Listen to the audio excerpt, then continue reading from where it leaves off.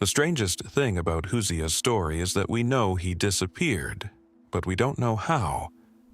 A royal document remembers his removal from power, yet nothing reliable follows him beyond that point. No confirmed grave, no final journey, no surviving account of his fate. And that is exactly what makes the ancient world so difficult to understand. The past has left us thousands of clues, but sometimes the closer we get to an answer, the more obvious the missing evidence becomes. Tonight, we are examining 10 mysteries like this. 10 moments where history leaves behind the evidence but hides the ending. And it starts with a king erased from the Hittite record. The clay tablet is small enough to hold in 2 hands. Cuneiform pressed into wet clay more than 3,000 years ago, in a language that would not be read again by human eyes for over 30 centuries. It is known today as the Proclamation of Telepinu, and it survives in fragments, copied and recopied by scribes long after the events it describes had already passed into rumor.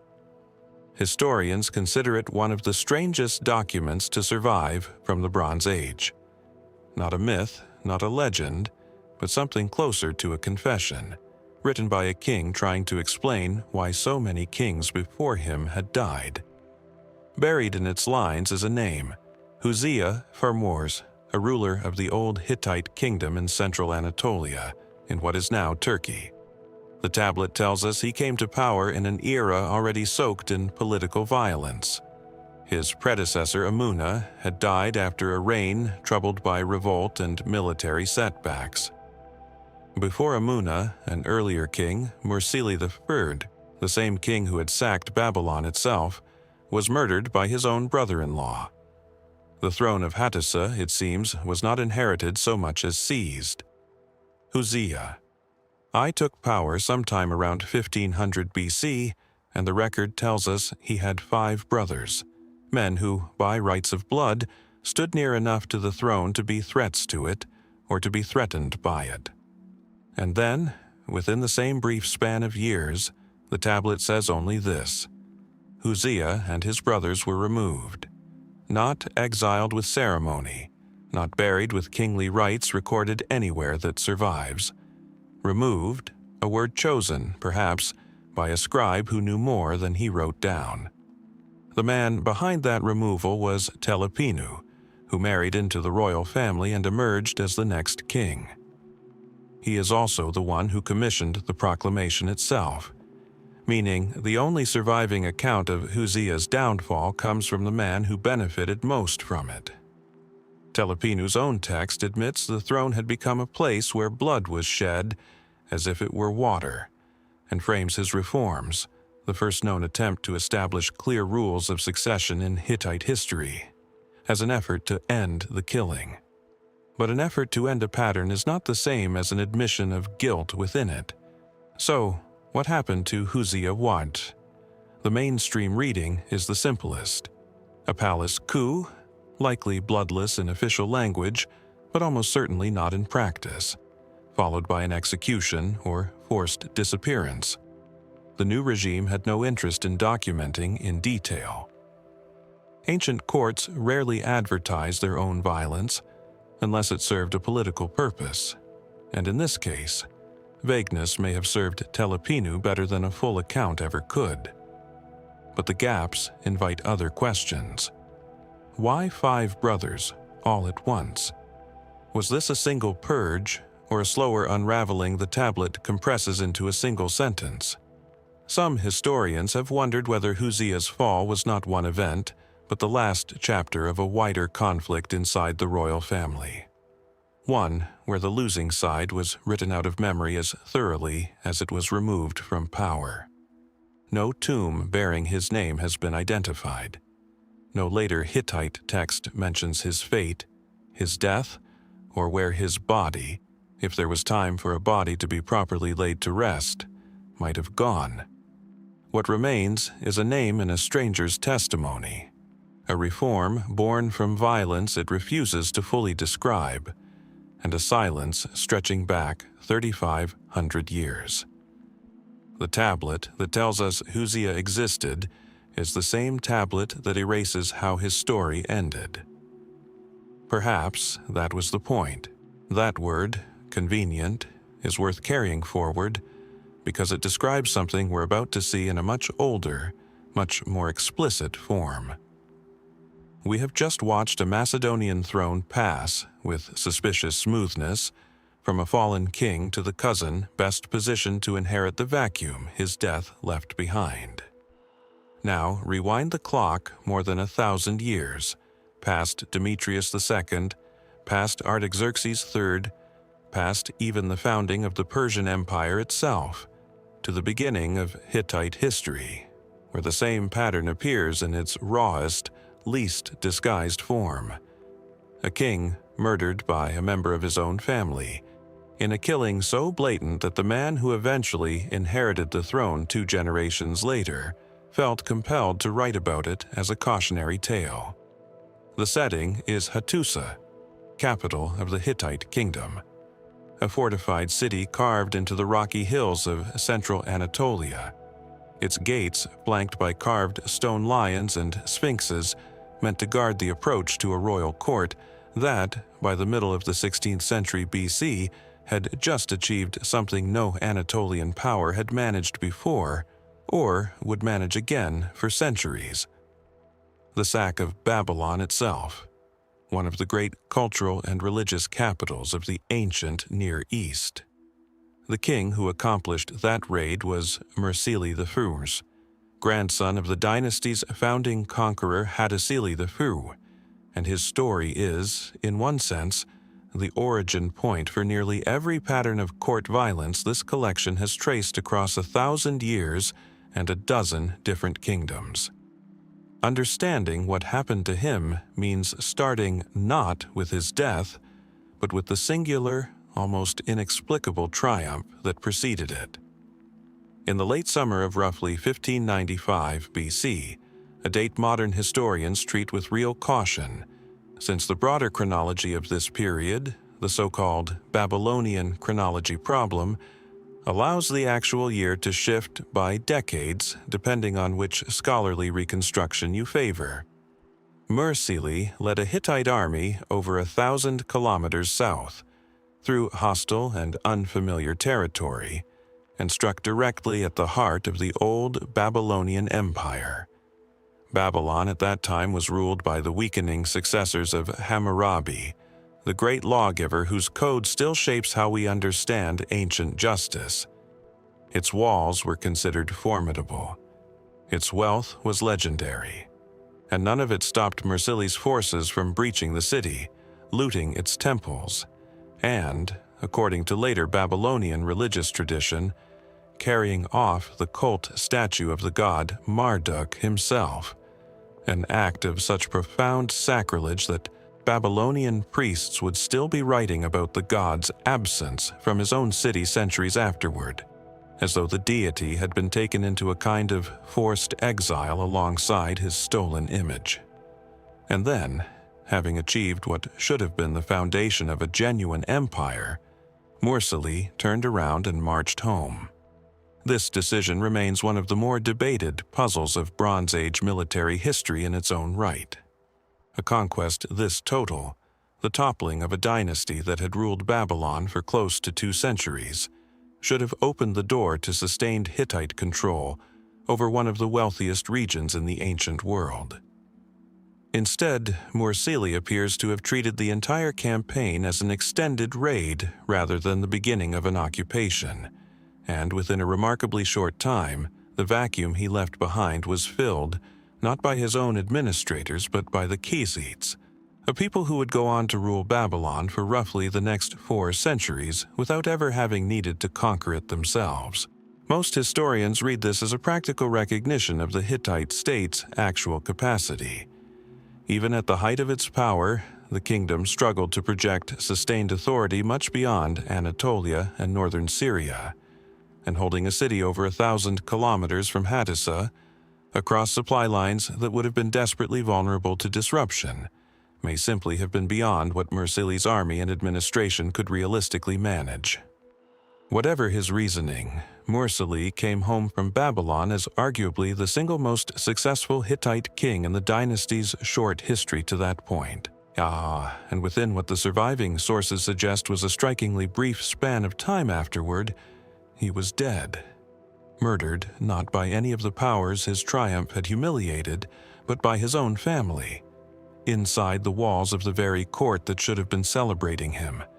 The primary source for this killing is a document we've already encountered once in this collection, the Proclamation of Telepinu, composed roughly 2 centuries later by a king trying to justify his own claim to the throne, and in the process, trying to establish the first clear rules of succession the Hittite kingdom had ever attempted to codify. According to Telepinu's own account, Mursili was assassinated by his brother-in-law, a man named Hantili, who was married to the king's sister Harapsili, and who conspired with an associate named Zidanta to carry out the killing. Consider the shape of what that means. This was not a weakened or discredited ruler, cut down amid military failure or economic collapse, the kind of death that, elsewhere in this collection, at least offers some contextual logic for why a court might turn on its king. This was a monarch at the absolute peak of his prestige, freshly returned from conquering one of the great cities of the ancient world, killed inside what should have been the most secure space available to him, by a man who had married into his own family, and who therefore had, by any reasonable expectation, every incentive to see the dynasty he'd married into remain strong and stable. Telepinu's proclamation treats this murder as the precise moment everything in Hittite kingship went wrong. Before Mursili's death, the text claims, blood had not been shed within the palace.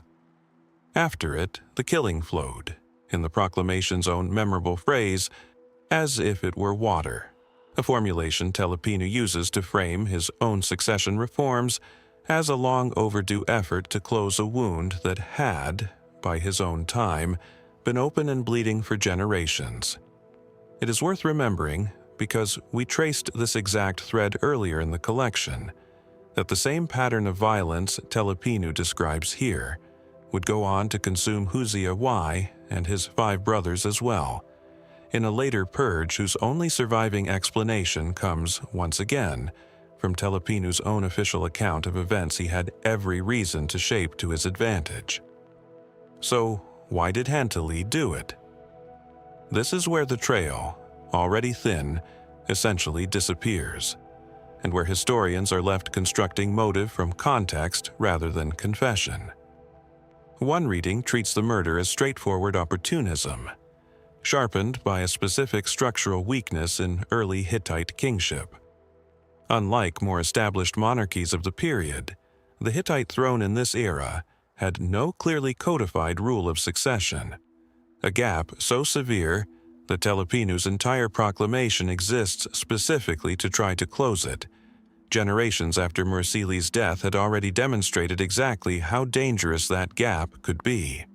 Hantili, married to a sister of the king, may have viewed his own position within the royal family as a legitimate basis for a claim to power in its own right, a claim that, absent any formal mechanism for pressing it through succession law, could only be converted into an actual crown through violence. A second, related reading focuses less on ambition and more on discontent. Mursili's decision to abandon Babylon rather than hold it may have looked, to at least some factions within his own court, like a catastrophic strategic error, the squandering of an unprecedented opportunity, achieved at enormous cost and risk, for reasons that may have satisfied the king's own judgment about logistical limits, but that left his commanders, his nobility, or his extended family feeling that the kingdom's greatest triumph had been thrown away almost as soon as it was won. Under this reading, Hantili's coup wasn't simply personal ambition operating in isolation, but ambition that found fertile ground in a court already simmering with resentment over how the Babylonian campaign's spoils and its abrupt conclusion had been handled. A third, more speculative thread worth naming carefully because it remains genuinely unprovable rather than simply uncomfortable, concerns the campaign itself. Did Mursili return from Mesopotamia carrying more than plunder and a captured god statue? Political entanglements, rival factions among his own commanders, resentments that had calcified during the long march home. Resentments the surviving sources simply never had reason to record because the men who wrote and copied Hittite royal history in later generations had no interest in preserving the internal grievances of a defeated or executed faction. The timing here is difficult to entirely dismiss. A king assassinated not deep into a long, grinding reign, worn down by years of accumulated crisis, but in the immediate aftermath of his single most consequential achievement, is a pattern that at minimum invites the question of whether the campaign and the killing were connected in ways the Telepinu proclamation, focused as it is on establishing a moral lesson about court violence rather than a detailed forensic account, simply never bothered to explain. What makes Mursili's case distinct from several others we've examined is that we do, unusually, have a name attached to the crime. We know Telepinu says Hantili did it. We know his relationship to the victim, and we know he had an accomplice. In that sense, this case looks, on the surface, considerably more solved than Huzziya's total documentary silence, or Neferneferuaten's fog of contested identity, or the compressed second-hand uncertainty surrounding Demetrius II's final battle. But a name is not the same as an explanation, and Telepinu's account, written 2 centuries after the fact by a king with his own political reasons for emphasizing the horror of unchecked palace violence, tells us almost nothing about what happened in the court in the immediate aftermath of the killing.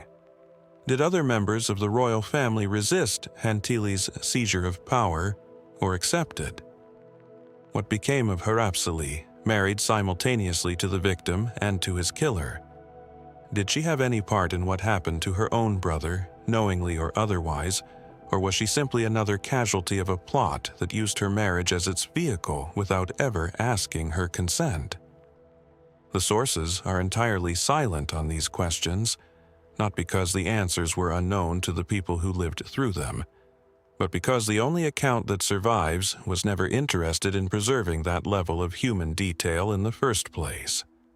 Hantili did take the throne, and appears, according to later and still fairly compressed tradition, to have held it for a substantial period, though the precise chronology here, as with so much of this era, rests on later king lists compiled generations after the fact, sometimes contradicting one another on basic sequences of reigns.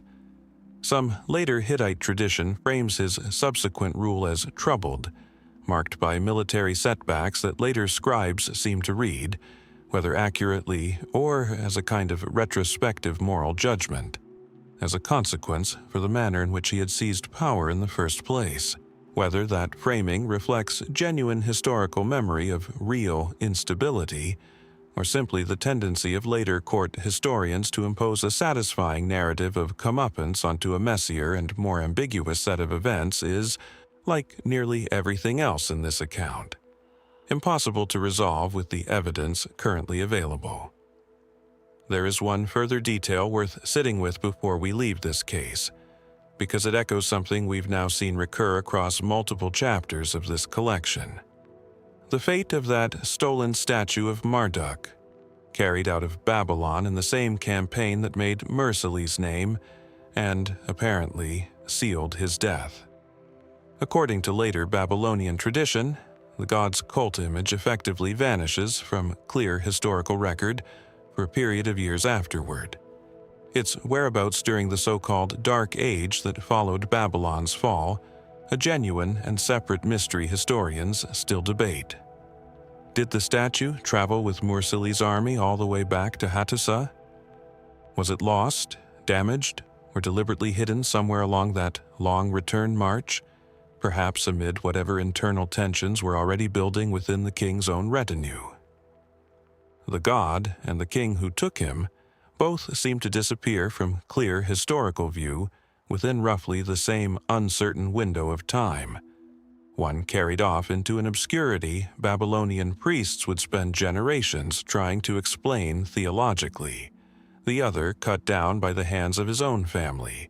In a killing his own dynasty's later historians would spend generations trying to explain morally. Perhaps that parallel is simple coincidence, a natural consequence of how thin and fragmentary the surviving sources for this entire period genuinely are.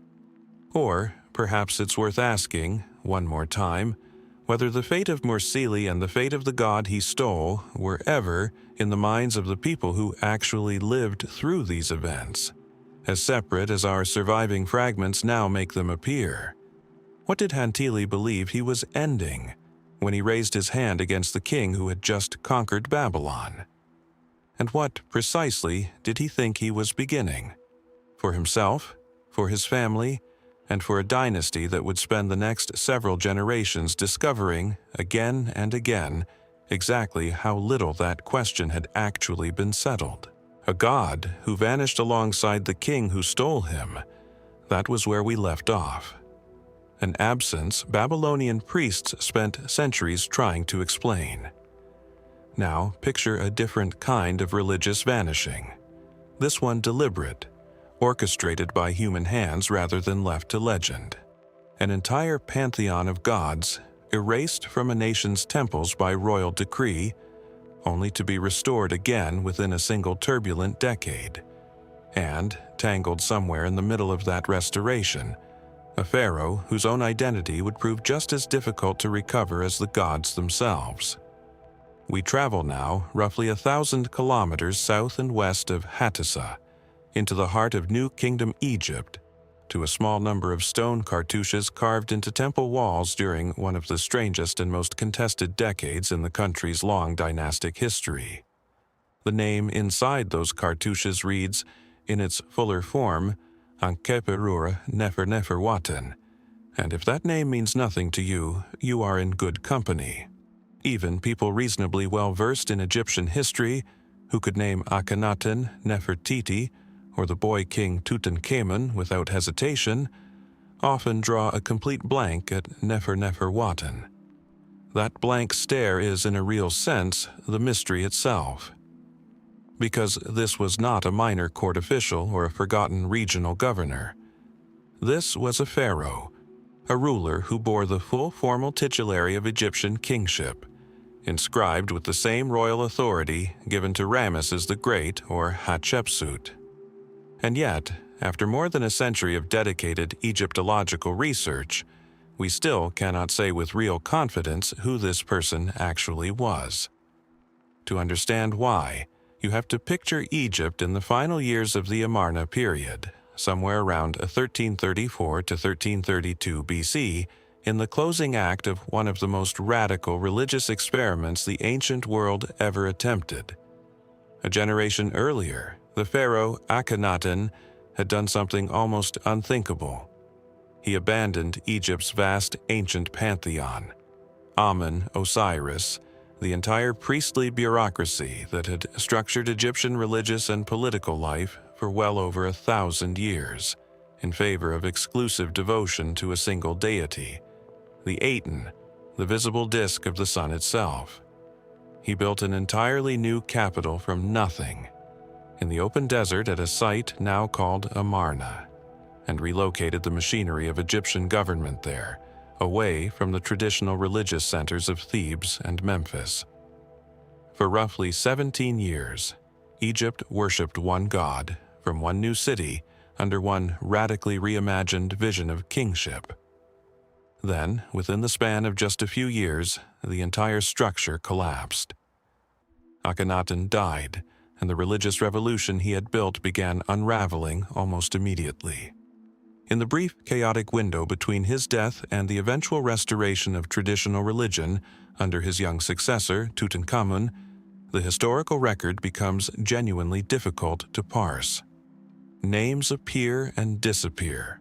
Royal titles shift in ways that don't map cleanly onto any single individual. At least one, and quite possibly two, shadowy figures occupied the Egyptian throne for periods that may have lasted a few months or a few short years, leaving behind fragments of evidence that Egyptologists have spent more than a century trying to assemble into a coherent narrative. Neferneferuaten is the most puzzling of these fragments, and the evidence, stripped down to bedrock fact, is this: someone bearing the throne name Ankheperure, sometimes paired with the name Neferneferuaten, sometimes carrying the additional epithet Akhetenhayes, which translates roughly as effective for her husband, ruled Egypt for a short period, likely somewhere between 1 and 3 years, in the immediate aftermath of Akhenaten's reign. This ruler used full pharaonic titulary. Cartouches bearing the name have been found at Amarna itself, at Thebes, and on a small number of objects later reused in Tutankhamun's own tomb. A detail we will return to, because it turns out to matter more than it first appears. And that phrase, effective for her husband, is the single detail that has consumed Egyptological debate for decades, because it strongly suggests, without conclusively proving, that this particular pharaoh was a woman. Which brings us to the actual center of the mystery. Not simply what happened to Neferneferuaten, but who Neferneferuaten actually was in the first place. The leading theory, taught in most textbooks, though always with real caveats attached, holds that Neferneferuaten was Nefertiti herself, Akhenaten's great royal wife, the woman immortalized in the painted limestone bust now housed in Berlin, one of the most recognizable faces to survive from the ancient world. Under this reading, Nefertiti did not simply fade from the record in the later years of Akhenaten's reign, as earlier generations of Egyptologists had assumed. She was elevated instead, transformed from consort into co-regent, and eventually into pharaoh in her own right, ruling either alongside her husband in his final years or independently after his death, before the throne finally passed to the child Tutankhamun. There is real evidentiary weight behind this theory. Nefertiti appears throughout Akhenaten's reign with an unusual degree of prominence, depicted in temple reliefs performing rituals and even smiting enemies in poses traditionally reserved exclusively for kings, a level of ceremonial authority almost unprecedented for a royal consort in Egyptian art up to that point. If any queen of this era was positioned to make the leap from wife to sovereign, the argument goes, it was her. But here the evidence turns slippery, and the mainstream explanation begins to fracture into competing sub-theories, each defended by serious scholars. Some Egyptologists argue that Neferneferuaten was not Nefertiti at all, but a separate, lesser-known royal woman, perhaps a secondary wife or a daughter of Akhenaten, elevated to power during a succession crisis precisely because the legitimate heirs were too young, too politically compromised, or simply unavailable. Others have proposed that Neferneferuaten may not represent a single continuous ruler at all, but two different individuals who happen to share overlapping throne names during a period of genuine political chaos. A possibility that would mean modern historians have spent decades constructing one coherent biography out of what were actually two separate, half-erased reigns, awkwardly stitched together by the accident of a shared name. A smaller, more provocative school of thought, one that has gained traction alongside a broader wave of gender identity reconsiderations within Egyptology over the past decade or so, asks an even more direct question. Was Neferneferuaten's status as a female king primarily a matter of political necessity? A woman stepping into a role Egypt had almost no established language for, since only a small handful of women in the country's already ancient history, Hatshepsut most famously among them, had ever ruled as pharaoh in her own right before this? Or does the female-associated epithet point towards something else entirely, a title carried over from an earlier phase of the same individual's identity, worn alongside full kingship in a way that resists easy translation into modern categories. None of these competing readings has definitively won out, and that, in itself, deserves attention. This is not a case where scholars broadly agree on the underlying facts and simply argue over how to interpret them. This is a case where even the most basic biographical question anyone could ask, "Who was this person?" remains genuinely, actively unresolved among the researchers who have spent entire careers examining the evidence most closely. If the question of identity forms the mystery's foundation, the question of disappearance forms its second, equally unsettling layer.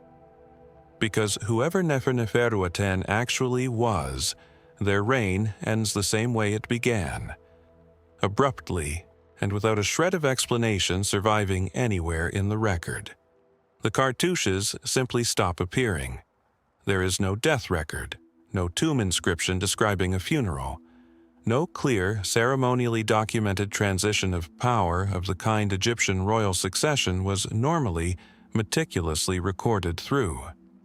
One king's name is present in the official record, and then it is not, and then the boy pharaoh Tutankhamun appears on the throne, restoring the old gods, abandoning the city of Amarna entirely, and, in what may be the single most telling detail in this entire case, quietly erasing much of what had come immediately before him. This is where a specific set of objects becomes essential to the story. Among the extraordinary wealth recovered from Tutankhamun's tomb when Howard Carter opened it in 1922, the golden death mask, the nested coffins, the chariots and thrones that turned the discovery into one of the most famous archaeological events of the 20th century, were several smaller items that appear to have been originally crafted for someone else entirely, only later repurposed or relabeled for the boy king's own burial. A small golden shrine, certain pieces of funerary equipment. Some of these objects still carry faint traces of an earlier name, later physically altered. Cartouches deliberately recarved, the original title scraped away and quietly replaced.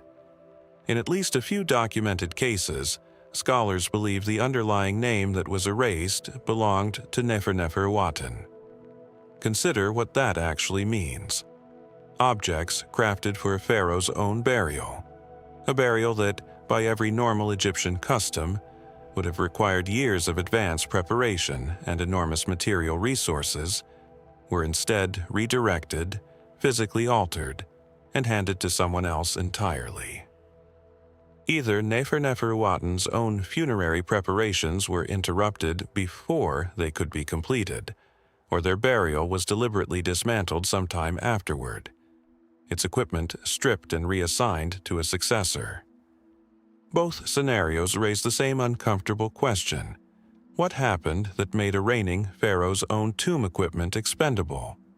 The most straightforward explanation available points to the political and religious upheaval Egypt was clearly experiencing in these exact years.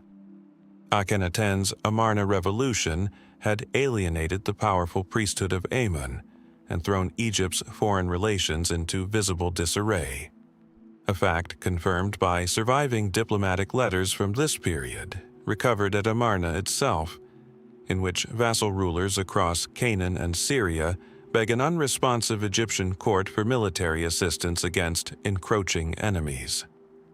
Under this reading, Neferneferuaten was a transitional ruler, propping up a collapsing religious and political order for a brief window of time, and when that order finally gave way entirely to the traditionalist restoration under Tutankhamun and his advisors, the previous regime's memory, including possibly its physical burial, was deliberately unmade as part of a broader campaign to erase the entire Amarna experiment from official Egyptian memory.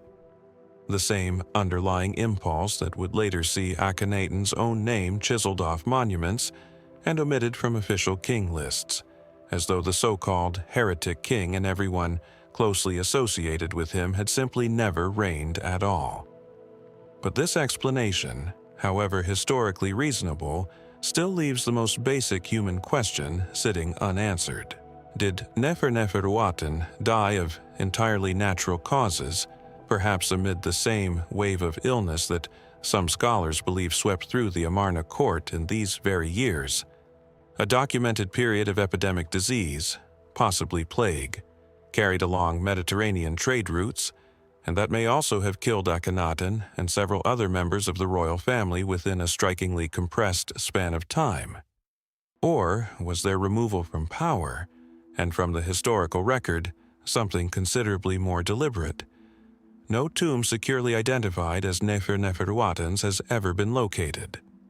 No mummy has been conclusively linked to that name, despite intense scholarly scrutiny applied to every unidentified royal mummy recovered from this period, including the contested remains found in Tomb KV55 in the Valley of the Kings, remains that some researchers have tried, without achieving full consensus, to connect to this very reign. There is a particular kind of unease running through this case that sets it apart from some of the earlier disappearances in this collection.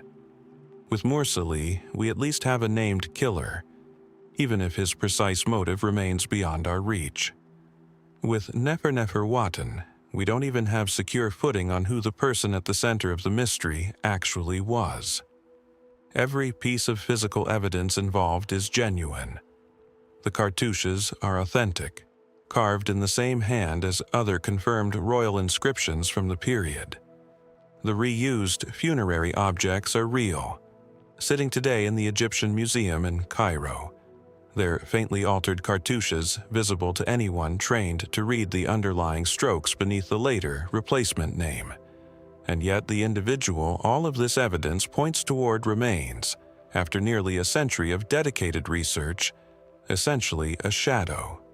A cluster of titles and a handful of physical objects standing in for a human being whose face, whose gender, whose very reign we still cannot confirm with any real certainty.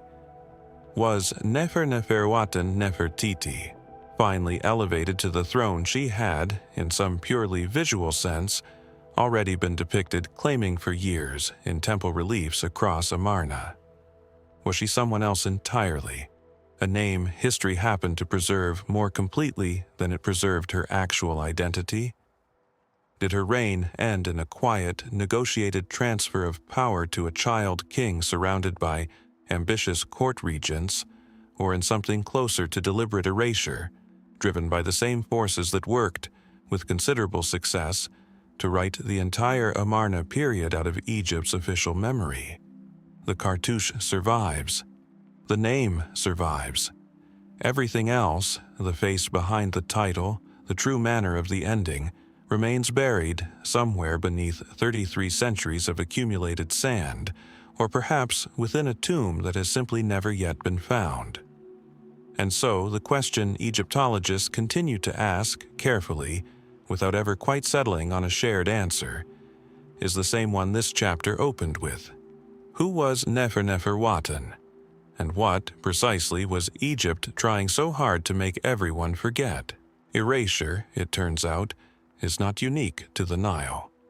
Wherever crowns changed hands violently in the ancient world, someone with an interest in the outcome usually reached for a chisel, or simply for silence. And nowhere does that pattern play out with more calculated precision than in the Achaemenid Persian Empire, roughly a millennium after Huzziya's brothers vanished from Hittite memory, in a court whose business was conducted not in the shadow of pyramids, but in the vast, columned halls of Persepolis, a capital built to be the most magnificent city on earth, and, as it happens, the site of one of antiquity's most quietly devastating murders. The king's name was Artaxerxes III, and if you have not heard of him, that omission is not an accident of history. It may, in fact, have been the entire point. To understand why his death matters, you first have to understand what he built and what it cost. Artaxerxes III came to the Persian throne in 358 BC. inheriting an empire that had spent decades fraying at the edges. Egypt had broken away from Persian control entirely, ruled by its own native pharaohs for the first time in over 60 years. Provincial governors, satraps, across Asia Minor had grown dangerously independent, some openly rebelling against the central authority of the great king. The empire Cyrus the Great had built 2 centuries earlier, stretching from the Aegean to the Indus, was in real danger of coming apart at the seams. Artaxerxes III's answer to this crisis was ruthlessness, applied with almost surgical consistency. He crushed the satrapal revolts one by one. He reconquered Egypt in 343 BC, a campaign so brutal that later Greek and Egyptian sources, admittedly hostile ones, writing for audiences who had every reason to portray a Persian king as a monster, describe him looting temples, executing priests, and, in one of antiquity's more grim anecdotes, allegedly having the sacred Apis bull slaughtered and served at a royal banquet. A calculated act of religious desecration aimed squarely at humiliating Egyptian religious authority. Modern historians treat that particular story with real skepticism. It fits a little too neatly into the Greek tradition of portraying Persian kings as impious tyrants. But the underlying fact beneath the exaggeration is not seriously disputed. Artaxerxes III retook Egypt, and he did it by breaking things that were never meant to be broken. Even his own family was not exempt from this consolidation of power.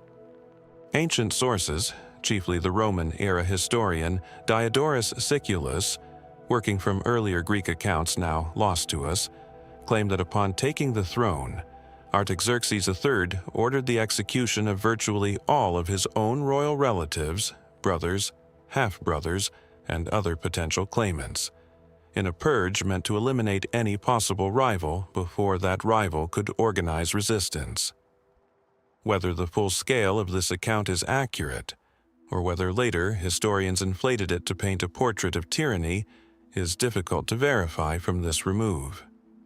But the pattern it describes, a king willing to eliminate his own bloodline to secure his rule, sets the stage for what comes next, because it establishes from the very beginning of his reign exactly what kind of court Artaxerxes III had built around himself.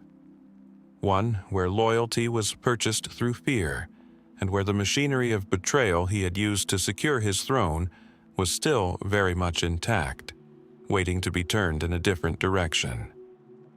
That machinery had a name, and the name was Bagoas. Bagoas was a eunuch, a court chamberlain, and by most ancient accounts, one of the most powerful men in the Persian Empire, despite holding no formal royal title at all. Eunuchs in Achaemenid Persia occupied a peculiar and often underestimated position of influence. Barred by their status from ever claiming the throne themselves, they were frequently trusted with extraordinary access to the king's person, his household, his food, his most private affairs, precisely because they were assumed to pose no dynastic threat. It is one of history's recurring ironies that this assumption of harmlessness is often what made such men so dangerous. Bagoas, according to the sources, had risen to become Artaxerxes III's most trusted vizier, a man who managed the inner workings of the court with an authority that rivaled and arguably exceeded that of the king's own generals. In 338 BC, Bagoas poisoned him. The ancient accounts are consistent on this central fact in a way that many of the mysteries in this collection cannot claim. Diodorus Siculus records it plainly. So does the later Roman historian Arrian, writing about the broader collapse of the Achaemenid dynasty in the decades before Alexander the Great's invasion.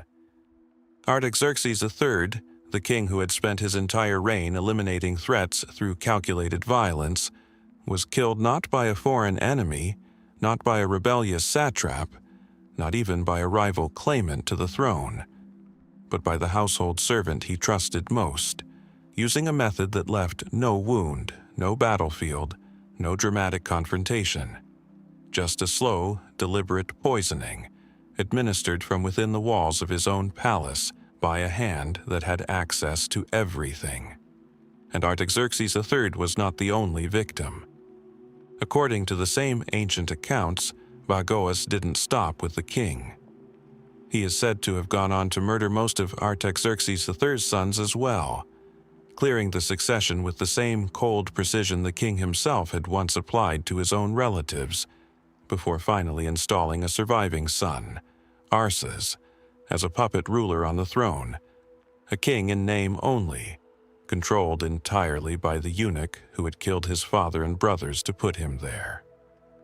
If the story ended there, it would already be a remarkable case of court intrigue, a chamberlain who murdered his way to becoming the true power behind the Persian throne.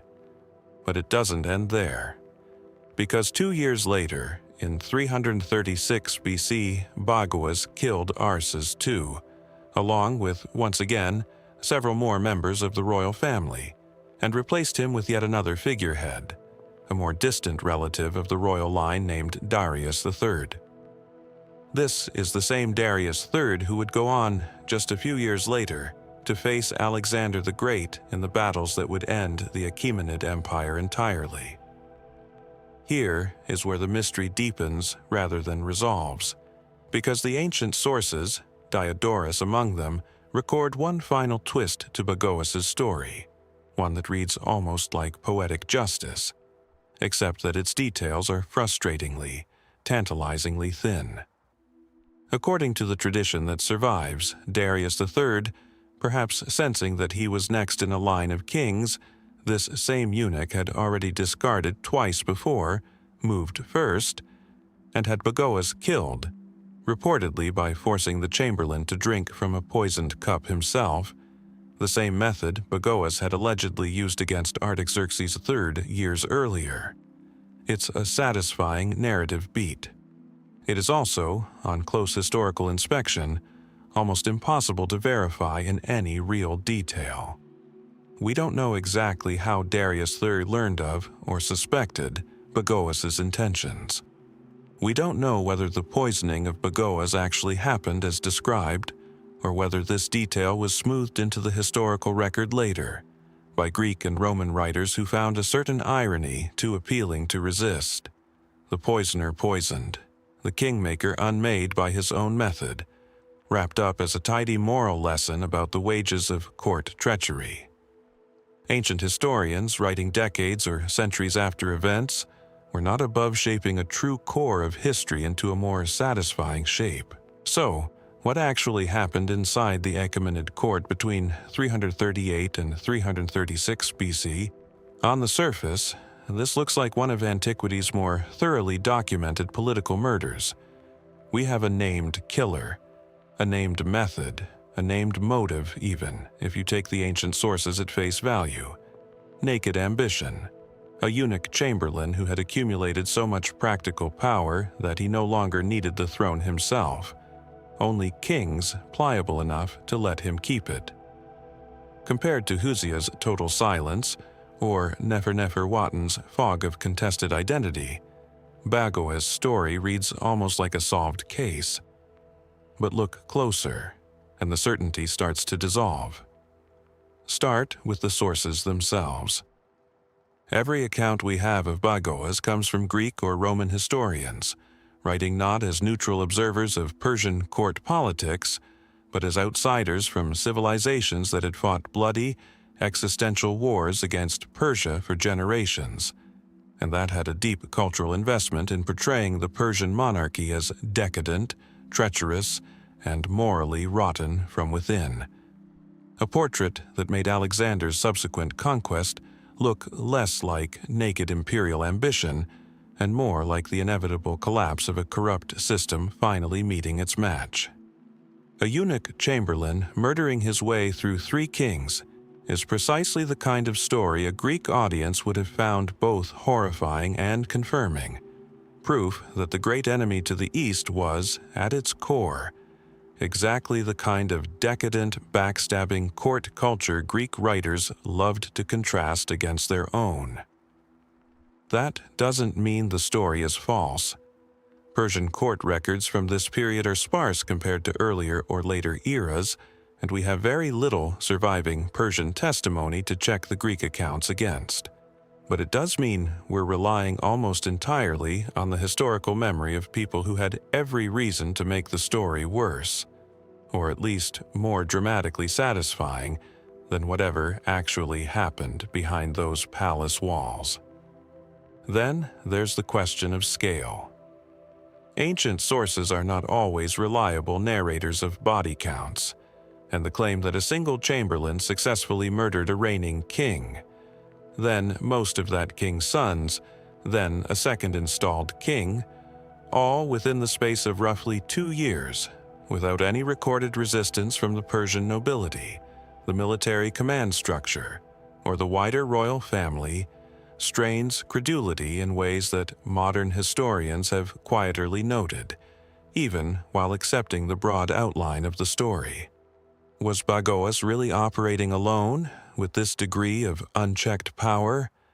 Or does the historical record compress what may have actually been a wider, more complex factional struggle within the Achaemenid court? One where Bagoas served as a convenient, singular villain onto whom a genuinely chaotic and violent succession crisis could be projected. Because a single ambitious eunuch makes for a cleaner story than a multi-sided court conspiracy involving dozens of nobles whose names simply didn't survive. And finally, there's Bagoas's own end, the detail that closes the story so neatly it almost seems designed to. If Darius III really did have Bagoas poisoned, using the same method the Chamberlain had allegedly used against Artaxerxes III, was that a genuine act of preemptive self-defense by a king who understood exactly what kind of man had placed him on the throne? Or is this final detail exactly the kind of narrative flourish ancient historians reached for when they wanted a story to resolve? The villain undone by his own methods, order restored, the moral universe rebalanced in the final act? We will likely never fully know, because the physical evidence that might settle the question simply doesn't exist. There is no surviving tomb inscription describing Artaxerxes III's actual cause of death in Persian terms. There is no court record, no royal correspondence, no Persian-authored account to weigh against the Greek and Roman versions we've inherited. What we have is a story, repeated across multiple ancient authors with enough consistency to suggest a real core of truth, and enough narrative convenience to make a careful historian pause before accepting every detail at face value. What remains certain is this: a king who spent his reign eliminating every rival he could identify was killed not by any of them, but by a man whose entire position depended on being underestimated. Artaxerxes III built an empire on the assumption that threats came from outside the palace, or from ambitious relatives with legitimate claims to the throne. He never seems to have accounted for the quiet, trusted hand that managed his household, the one person positioned close enough to reach the king's own cup.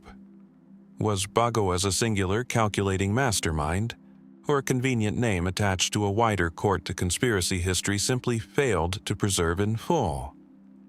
Did Darius III truly outmaneuver his own kingmaker, or does that final poisoning belong more to the tradition of a well-told story than to verified fact? Somewhere in the space between what the Greek and Roman sources tell us and what actually happened inside the walls of Persepolis in 338 BC, a king was killed by the one man he never suspected. And the empire he'd spent his reign trying to hold together began, within a single decade, to come apart in Alexander's hands. Alexander's empire did not long outlive the king who built it.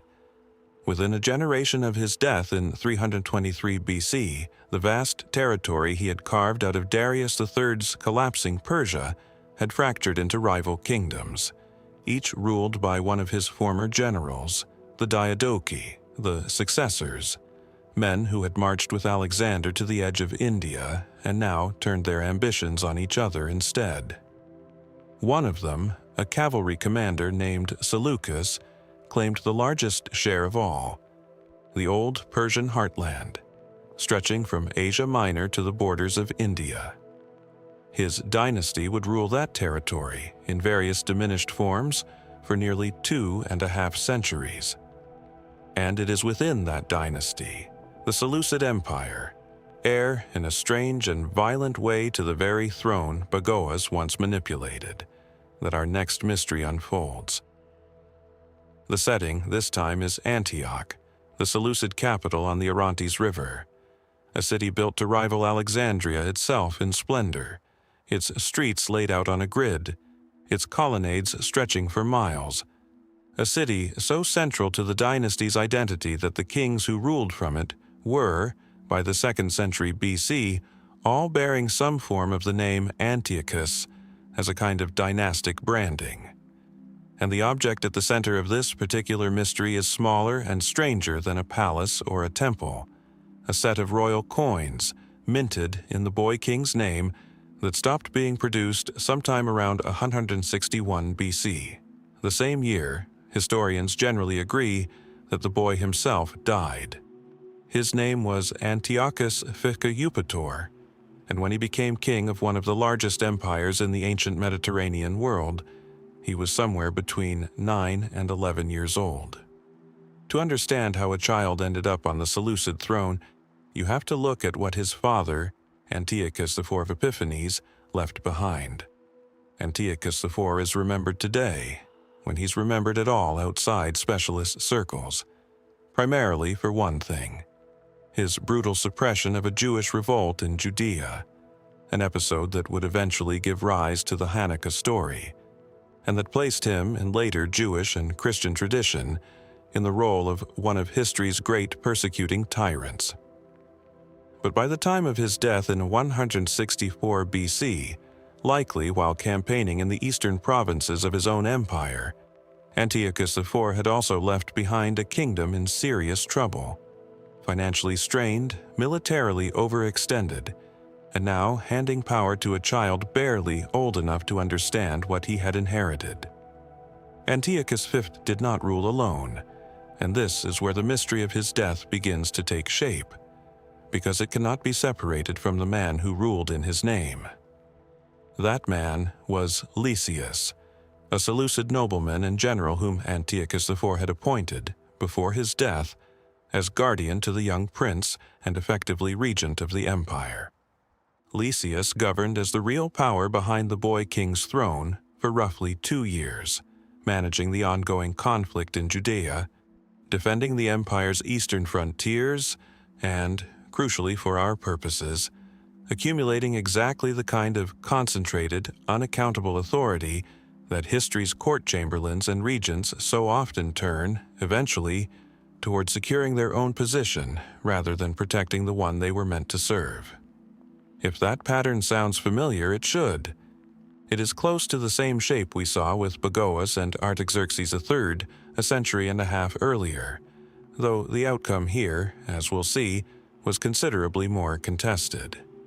In 162 BC, a rival claimant to the Seleucid throne entered the picture: Demetrius the Hersoter, a cousin of the young king, who had spent years as a political hostage in Rome, a common practice among Hellenistic dynasties, meant to guarantee good behavior between rival kingdoms and the growing power of the Roman Republic. Demetrius had a legitimate dynastic claim of his own, arguably a stronger one than the child he was about to depose, and after escaping Roman custody he sailed for Syria with a small force and considerable ambition. What happened next is recorded, in broad strokes, by 2 ancient historians whose accounts largely agree on the outcome, if not always on the finer details. The Jewish historian Josephus, writing in the 1st century AD, and the Greek historian Polybius, whose account is more contemporary to the events themselves, though it survives today only in fragments. According to both, Demetrius's arrival triggered a swift collapse of support for the young king's regime. The Antiochian population, and more importantly, the Seleucid military establishment, appear to have abandoned Antiochus V and Lysias with startling speed, throwing their support behind the adult claimant with the stronger blood claim and perhaps the more promising political future. Both the boy king and his regent were captured, and both, according to the ancient sources, were executed on Demetrius's orders shortly afterward. On its surface, this looks like a straightforward case of ancient dynastic politics working exactly as ancient dynastic politics so often did. A weak, child-led regime, propped up by an ambitious but ultimately outmatched regent, falls to a stronger rival claimant, and the losing side pays the traditional price for backing the wrong side of a succession crisis. Kings and regents who backed losing claims across the Hellenistic world rarely survived the experience.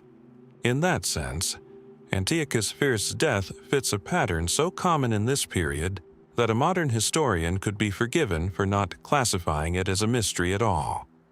So, where, then, does the uncertainty actually lie? It lies, first, in the boy himself, and in just how little the ancient sources actually tell us about the manner, timing, and full context of his death, despite generally agreeing on the broad outcome.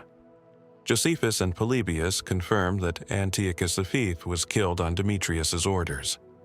Neither source gives us a detailed account of the execution itself, no description of where it took place, no record of the boy's final words or state of mind, none of the narrative texture ancient historians sometimes provide even for relatively minor figures when the material interested them.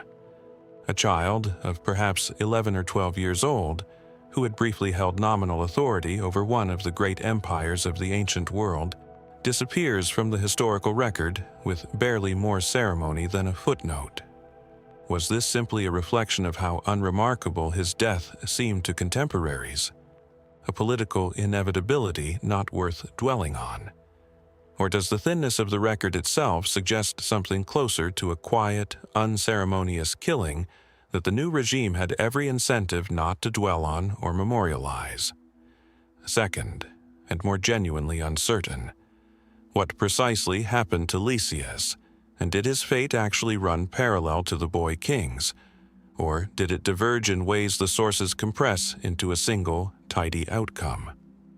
Both Josephus and Polybius state that Lysias was executed alongside Antiochus V, but some later historians working from these accounts have noted inconsistencies in exactly how, and how quickly, this occurred, whether Lysias was killed immediately upon capture, or held for some period before his execution, and whether his death was carried out with the same swift finality as the boy's, or whether it involved some further negotiation, betrayal, or delay that the surviving fragments simply don't preserve in enough detail to reconstruct with confidence.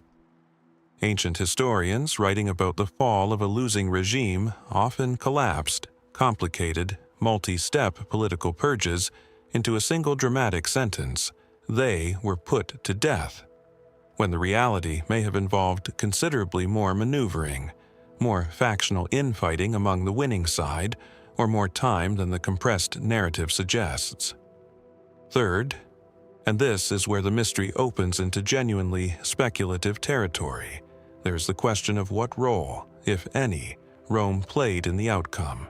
Demetrius had spent years as a hostage in Rome, specifically because the Roman Senate, wary of a strong, unified Seleucid empire on the eastern edge of the Mediterranean world, had a clear strategic interest in keeping Seleucid power divided, distracted, and dependent on Roman goodwill.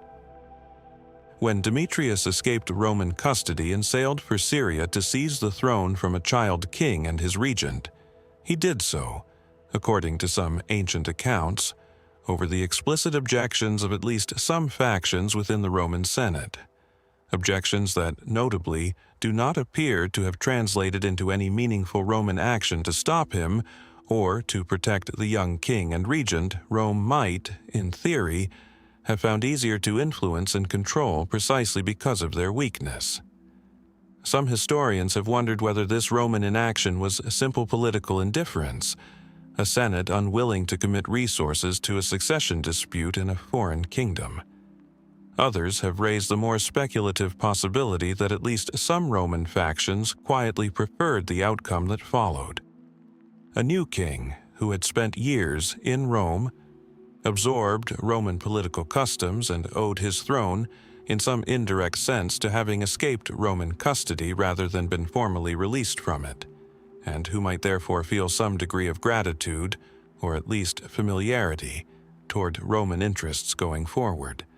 There is no direct evidence of Roman orchestration behind Antiochus IV's death, but the empire that had the most obvious long-term interest in a weakened, redirected Seleucid throne also happens to be the empire that did nothing at all to prevent the child king's execution, despite having recently and specifically held his eventual killer in careful custody. This is not a case, in other words, where we lack a name for the killer, the way we do with Huzziya. Demetrius the Soter is named plainly, in multiple independent sources, as the man who ordered the execution. It is not a case where we lack a coherent identity for the victim, the way we do with Neferneferuaten. Antiochus V's brief reign, his age, his lineage, and his regent are all reasonably well attested.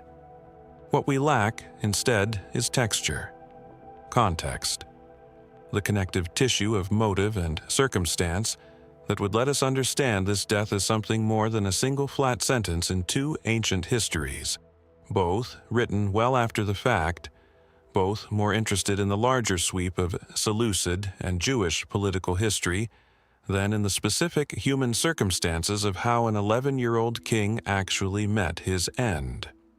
Was Antiochus IV's execution a hasty, almost incidental act? A child killed simply because his continued existence represented an ongoing threat to Demetrius's legitimacy, disposed of quickly and without much deliberation, the way a chess player clears a piece that no longer serves any function? Or was it a more calculated act, weighed carefully against the political costs of killing a child so publicly, perhaps delayed, perhaps debated among Demetrius's advisors, perhaps even connected to wider negotiations with Rome that never made it into the surviving record at all? The coins stopped. The boy disappeared from the histories almost as quickly as he had entered them, and the empire that had briefly, nominally, been his passed into the hands of the cousin who had waited years in a foreign capital for exactly this opportunity. What remains, once you set aside the confident, compressed language of Josephus and Polybius, is a child who ruled in name only, a regent whose ambitions we can only partially reconstruct, and a distant Roman Senate whose silence at the crucial moment may have been simple indifference, or may have been something closer to consent. Somewhere in the gap between those two possibilities is the actual story of what happened to Antiochus IV. We are unlikely ever to close that gap completely, but it's worth asking all the same whether a king this young was ever really killed for who he was, or simply for the throne he happened, by accident of birth, to be sitting on. Picture instead the sound of a temple gate creaking open at Delphi, the sanctuary of Apollo, built into the rocky slopes of Mount Parnassus, its stone worn smooth by centuries of pilgrims climbing toward the oracle who spoke, however obscurely, for the god himself. It is here, in the mountains of central Greece, far from the palaces and thrones of Anatolia, Egypt, and Persia, that our next disappearance quietly begins. Not with an assassination, not with a poisoned cup, but with something rarer and, in its own way, stranger. A king who vanished not into death, but into exile, and who spent 19 years hiding in the shadow of that very temple, accused of a bribery so consequential that ancient historians would still be arguing about it centuries later. His name was Pleistoanax, and he ruled Sparta, the most militarized, secretive, and famously tight-lipped society in the ancient Greek world. As one of its two kings, a peculiar dual monarchy system unique among Greek city-states, for a reign that spanned, in two separate installments, roughly 50 years across the 5th century BC. To understand why his disappearance matters, you have to understand the moment it happened in, because it happened at what may be the single most consequential hinge point in the entire history of classical Greece. In 446 BC, Sparta and Athens stood on the edge of what could have been an early, decisive war between the two great rival powers of the Greek world. A war that, had it happened then, might have reshaped the trajectory of Greek civilization decades before the actual Peloponnesian War eventually tore it apart. Athens had suffered a revolt in the region of Euboea, and separately, the strategically vital territory of Megara had turned against Athenian control and allied itself with Sparta instead, opening a path for a Spartan army to march directly into Athenian territory through the region of Attica. Pleistoanax, still a relatively young king, led that Spartan army to the very edge of Athenian territory, close enough, by most ancient accounts, that Athens itself lay dangerously exposed. Its famous general and statesman Pericles scrambling to organize a defense against an invasion that could have crippled the city at a moment of real vulnerability. And then Pleistoanax turned around and marched his army home. No battle was fought, no siege was laid. The Spartan king who had brought his forces to the threshold of a potentially decisive victory over Sparta's greatest rival simply withdrew, and Athens, given the breathing room that withdrawal provided, negotiated what became known as the 30 Years' Peace, a treaty that formally divided the Greek world into Athenian and Spartan spheres of influence, and that held, imperfectly but functionally, for roughly half of its intended duration before the actual Peloponnesian War finally broke out in 431 BC. Why did Pleistoanax withdraw?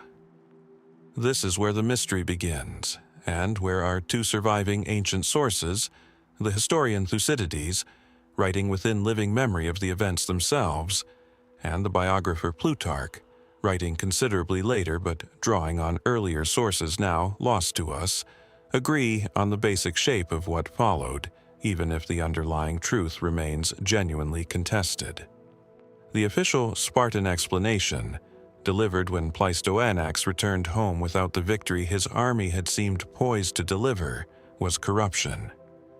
Specifically, both Thucydides and Plutarch record that Pleistoanax was accused of accepting a bribe from Pericles himself, Athenian gold delivered discreetly, in exchange for the Spartan king's decision to withdraw his forces rather than press an invasion that might have crushed Athens at its moment of maximum vulnerability. Thucydides, notably careful and skeptical by the standards of ancient historiography, reports the bribery accusation without fully endorsing it as established fact, framing it instead as the explanation that was widely believed and formally acted upon by Spartan authorities, which is not quite the same thing as confirming it actually happened. Plutarch, writing generations later, treats the accusation with somewhat more narrative confidence, folding it into his broader account of Pericles' political cunning, the great Athenian statesman as a man capable of buying off an entire invading army through the strategic bribery of a single king. The consequences, in any case, were severe and immediate. Pleistoanax was formally charged, tried by Spartan authorities, and either fled before facing the full weight of the charges or was formally exiled after conviction. The sources are not perfectly consistent on the precise mechanics, though the outcome is the same either way.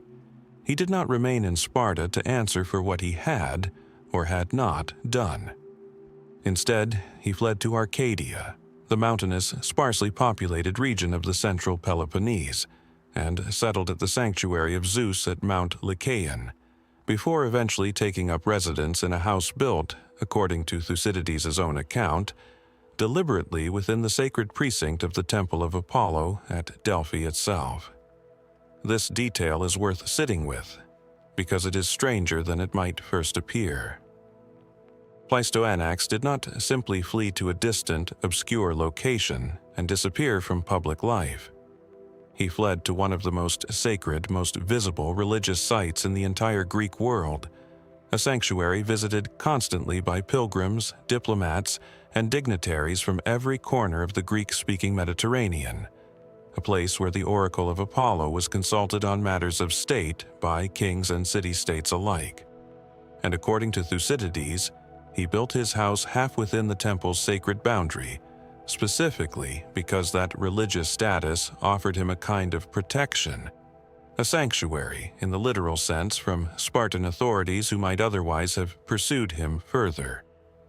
It was, in effect, hiding in plain sight, protected not by distance or secrecy but by the same religious machinery that Sparta itself, like every other Greek state, was reluctant to violate. He remained there for 19 years. 19 years is an extraordinarily long time for a deposed king to sit in exile just across the border from the kingdom that exiled him, particularly a kingdom as militarily capable as Sparta, and particularly at a temple that Spartan officials, diplomats, and pilgrims would have passed through regularly during that same period. And this is where the mainstream explanation, straightforward bribery, a king who sold out his own city's military advantage for Athenian gold, begins to strain under closer examination. Because the more you look at the timeline and the political context surrounding it, the less the bribery story fully accounts for everything that happened. Start with the money itself. Thucydides, for all his willingness to report the bribery accusation, never confirms the actual transfer of any specific sum, never names an intermediary who carried funds from Athens to the Spartan camp, never describes the mechanics of how such a bribe would have even been physically arranged between two armies in the field, one of them Sparta's own famously disciplined and closely watched military command structure. Bribery accusations were, in fact, a remarkably common political weapon across the classical Greek world, deployed against unpopular or unsuccessful leaders whose decisions needed some explanation beyond simple misjudgment or strategic caution. A withdrawal that looked, in hindsight, like a catastrophic missed opportunity to cripple Athens might have generated a bribery accusation regardless of whether any bribe had actually changed hands, simply because Spartan society, famously suspicious of individual ambition and famously reluctant to attribute failure to legitimate military caution, needed some explanation for why their king had turned back at exactly the moment of apparent opportunity. Which raises the more interesting question underneath the accusation. Was there a legitimate strategic reason for Pleistoanax to withdraw that had nothing to do with bribery at all? Some modern historians have pointed to the broader military and political situation Sparta faced in 446 BC as a more plausible explanation. An Athenian army under Pericles was still active and undefeated elsewhere in the region. Spartan supply lines, stretched into hostile Attic territory, would have grown increasingly precarious the longer the campaign continued, particularly given Sparta's structural dependence on its allied forces within the Peloponnesian League, whose commitment to a prolonged campaign deep in Athenian territory was never entirely guaranteed. Some historians have also pointed to Sparta's chronic anxiety about its own subjugated population, the Helots of Messenia, whose periodic revolts represented an existential threat that Spartan kings and commanders were, by necessity, always calculating against, a threat that would have grown more dangerous, not less, the longer Sparta's own citizen army remained committed to a distant campaign outside its home territory.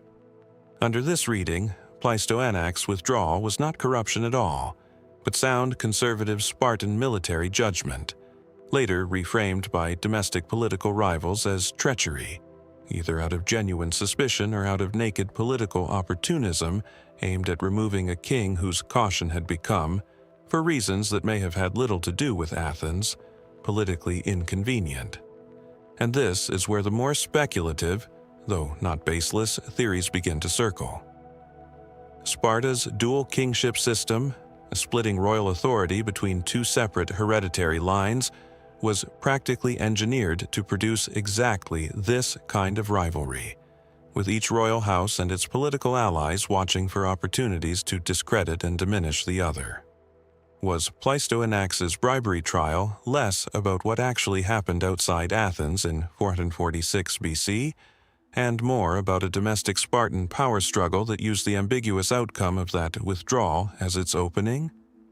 Thucydides himself notes, almost in passing, that Pleistoanax's chief advisor during the campaign, a man named Cleandridas, was tried in absentia alongside him and never returned to Sparta at all, fleeing instead to the Greek colony of Thurii in southern Italy, where he would later be joined, notably, by his own son, a man named Gylippus, who would go on to become one of Sparta's most celebrated military commanders decades later, during the Peloponnesian War itself. The fact that Cleandridas fled and never contested the charges, while Pleistoanax fled, but eventually, after 19 years, sought reconciliation and reinstatement, suggests two men judged their situations very differently, which itself hints that the underlying truth of what happened outside Athens may have been more complicated and more differentiated between the two of them than the flat bribery narrative preserved by later historians. Pleistoanax's story, unlike most of the others in this collection, does have an ending of sorts, though it is an ending that raises as many questions as it resolves. In 427 BC, 19 years after his exile began, Pleistoanax was formally recalled to Sparta and reinstated as king, reportedly after consulting the Delphic oracle itself, which is said to have delivered a pronouncement favorable to his return. A detail that later Greek writers, including some ancient critics quoted by Plutarch, suspected had been arranged in advance. The oracle's priestesses allegedly bribed or persuaded to deliver the answer Pleistoanax needed, in an ironic echo of the very bribery accusation that had exiled him in the first place. He would go on to reign as king for another decade and a half, playing an active role in the ongoing Peloponnesian War, before dying around 409 BC, apparently of natural causes, his throne passing peacefully to his son. So we are left with a king who did not, in the end, disappear permanently at all, and yet whose sudden withdrawal from the gates of Athens, whose 19-year retreat into the sacred precincts of Delphi, and whose eventual oracle-sanctioned return, together form a story with a hole at its center that no ancient or modern historian has ever fully filled. Did Pericles really buy off a Spartan king, and in doing so purchase Athens nearly 2 more decades of security before the Peloponnesian War finally arrived? Did Sparta's own internal rivalries manufacture a corruption scandal out of a legitimate, cautious military decision, sacrificing a king's reputation for domestic political convenience? Or does the truth sit somewhere in the uncomfortable space between the two, a genuine moment of hesitation or miscalculation on a mountainside above Athens, seized upon by rivals at home and dressed, retroactively, in the more damning language of treachery? The temple at Delphi still stands today, its ruins climbing the slope of Parnassus much as they did when a disgraced Spartan king built his exile house within its sacred boundary, waiting 19 years for a god, or for Spartan politics, to decide he could finally come home. What passed between Pleistoanax and Pericles outside the walls of Athens in 446 BC, if anything passed between them at all, is a question the ancient world's most careful historian declined to answer with certainty. Perhaps that caution was itself the most honest response available. And perhaps it's worth asking, all these centuries later, what exactly a king sees, standing at the edge of a total victory that makes him choose, instead, to simply turn around. Wind back the clock now, not by centuries but by nearly 2,000 years, past Pleistoanax, past Bagoas, past even Mursili's sack of Babylon, to a desert plateau south of modern Cairo called Abu Sir, sometime in the mid-25th century BC. There is no temple gate creaking here, no oracle, no marble columns. There is only sand, low limestone ridges, and the unfinished skeleton of what should have been a pyramid, a monument abandoned partway through construction, its stepped core exposed to the open sky, never given the smooth limestone casing that would have transformed it into the polished, gleaming structure its builders clearly intended. This unfinished pyramid belonged to a pharaoh named Neferefre, and the fact that it was never completed is, in many ways, the entire mystery in miniature. Neferefre reigned during Egypt's 5th dynasty, a period generally dated to somewhere between 2400 and 2367 BC, though Old Kingdom chronology this far back is reconstructed largely from later king lists, the Turin Canon, the Palermo Stone, fragments of administrative records, rather than from precise contemporary dating in the way we might expect for far later periods of history. He was the son of Neferefre Kakai, a well-attested 5th dynasty pharaoh, and the brother, most Egyptologists believe, of at least 2 other kings who would also occupy the throne in the same turbulent stretch of years. And this is worth pausing on immediately, because it tells you something is already unusual about this succession before we even get to the question of Neferefre's death. In the space of what appears to have been a single decade, the Egyptian throne seems to have passed through the hands of an unusually rapid succession of rulers, brothers, and possibly other close relatives, cycling through kingship in a way that doesn't match the more stable, multi-decade reigns typical of the strongest periods of Old Kingdom rule. How long did Neferefre actually reign? This is the first place where the mystery announces itself, because the honest answer is that nobody is entirely certain. Estimates among Egyptologists range from as little as 1 or 2 years to as many as 7, depending on which fragmentary evidence is weighted most heavily, a range so wide that it would be almost unthinkable for a better documented dynasty, and that reflects just how thin the surviving administrative record for this specific reign actually is. The Palermo Stone, one of our most important sources for early Old Kingdom chronology, is damaged at precisely the point where it would have recorded the length of his reign in detail, leaving modern historians to work from incomplete year counts, a handful of dated inscriptions, and the physical evidence of the pyramid itself. And the pyramid is where the strangeness really concentrates. Every completed 5th dynasty pyramid we know of followed a broadly similar architectural program. A stepped limestone core, built up in receding layers, eventually filled in and smoothed over into the familiar, true pyramid shape, then connected via a covered causeway to a valley temple down on the Nile floodplain, with a mortuary temple attached directly to the pyramid itself, where the ongoing cult of the dead king could be maintained by priests for generations. Neferefre's pyramid at Abu Sir got only partway through this process. Archaeological excavation, conducted primarily by a Czech team beginning in the 1970s under Miroslav Werner, whose work remains the primary source of what we actually know about this reign, revealed that construction stopped abruptly while the pyramid was still in its stepped, unfinished state. Rather than being completed as originally designed, the structure was hastily converted into a different kind of monument altogether. A low, flat-topped mound sometimes described by Egyptologists as a primeval hill, faced with mud brick and cheap materials, rather than the fine limestone casing a completed royal pyramid would have received, with an improvised, comparatively modest mortuary temple attached to serve out the burial and cult functions the original, grander design had presumably intended to provide. This is not how you bury a pharaoh who died as originally planned, at the end of a long, stable reign, with years of advanced preparation for his own funerary complex. This is how you bury a pharaoh whose death arrived faster than his monument could keep pace with.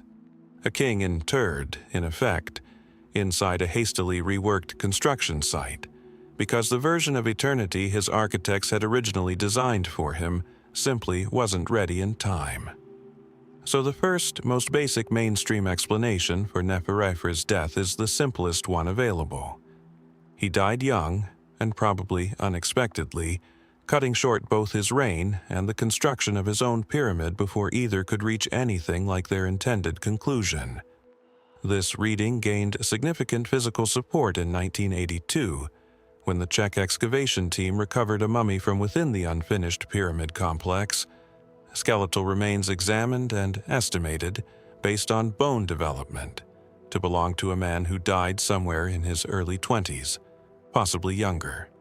If that identification and that age estimate are both correct, and there is reasonable, though not unanimous, scholarly confidence that they are, then Neferefre came to the Egyptian throne as a very young man, possibly still in his teenage years, and died before reaching his mid-20s, after a reign that may have lasted only a handful of years at most.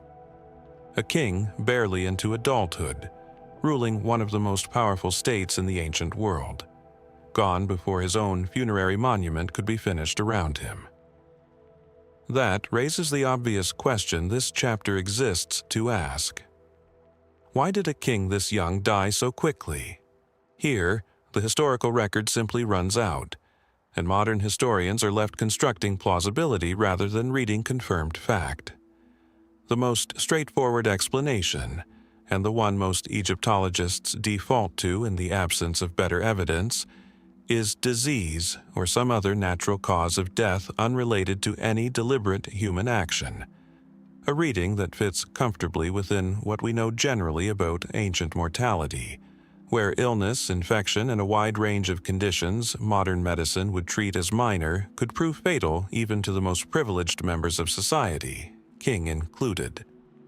Ancient Egyptian elites, despite considerable material advantages in diet and living conditions compared to the general population, were not exempt from the diseases and infections that swept through the wider ancient world, and a young king's sudden death from illness would hardly be the strangest occurrence in a royal line stretching across 3,000 years of Egyptian history. But the specific context surrounding Neferefre's reign, the rapid cycling of kings within his own immediate family, the unusual brevity that seems to characterize several of these consecutive reigns, not just his own, has led some historians and Egyptologists to at least raise the possibility of a less natural explanation, even while acknowledging that direct evidence for it simply doesn't exist. Consider the pattern surrounding him. Neferefre's father, Neferefre, enjoyed what appears to have been a reasonably substantial reign by 5th dynasty standards, generally estimated at somewhere between 8 and 20 years, itself an uncertain range, but a longer one than what follows. After Neferefre's death, the throne appears to have passed with unusual rapidity through what may have been as many as 3 additional rulers in a relatively compressed span of time. Shepseskar, whose reign is so poorly attested that some Egyptologists estimate it may have lasted only a matter of months, followed by Neferefre himself, followed in turn by another brother, Nusere-ini, who would eventually restore something closer to reign length and monumental stability, ruling for a more substantial period and completing a full-scale pyramid complex of his own. 3 kings, possibly more, cycling through the throne in the space of what may have been a single decade, in the middle of an otherwise reasonably stable and prosperous dynasty. That pattern does not, on its own, prove anything sinister happened. Rapid successions can result from entirely natural causes.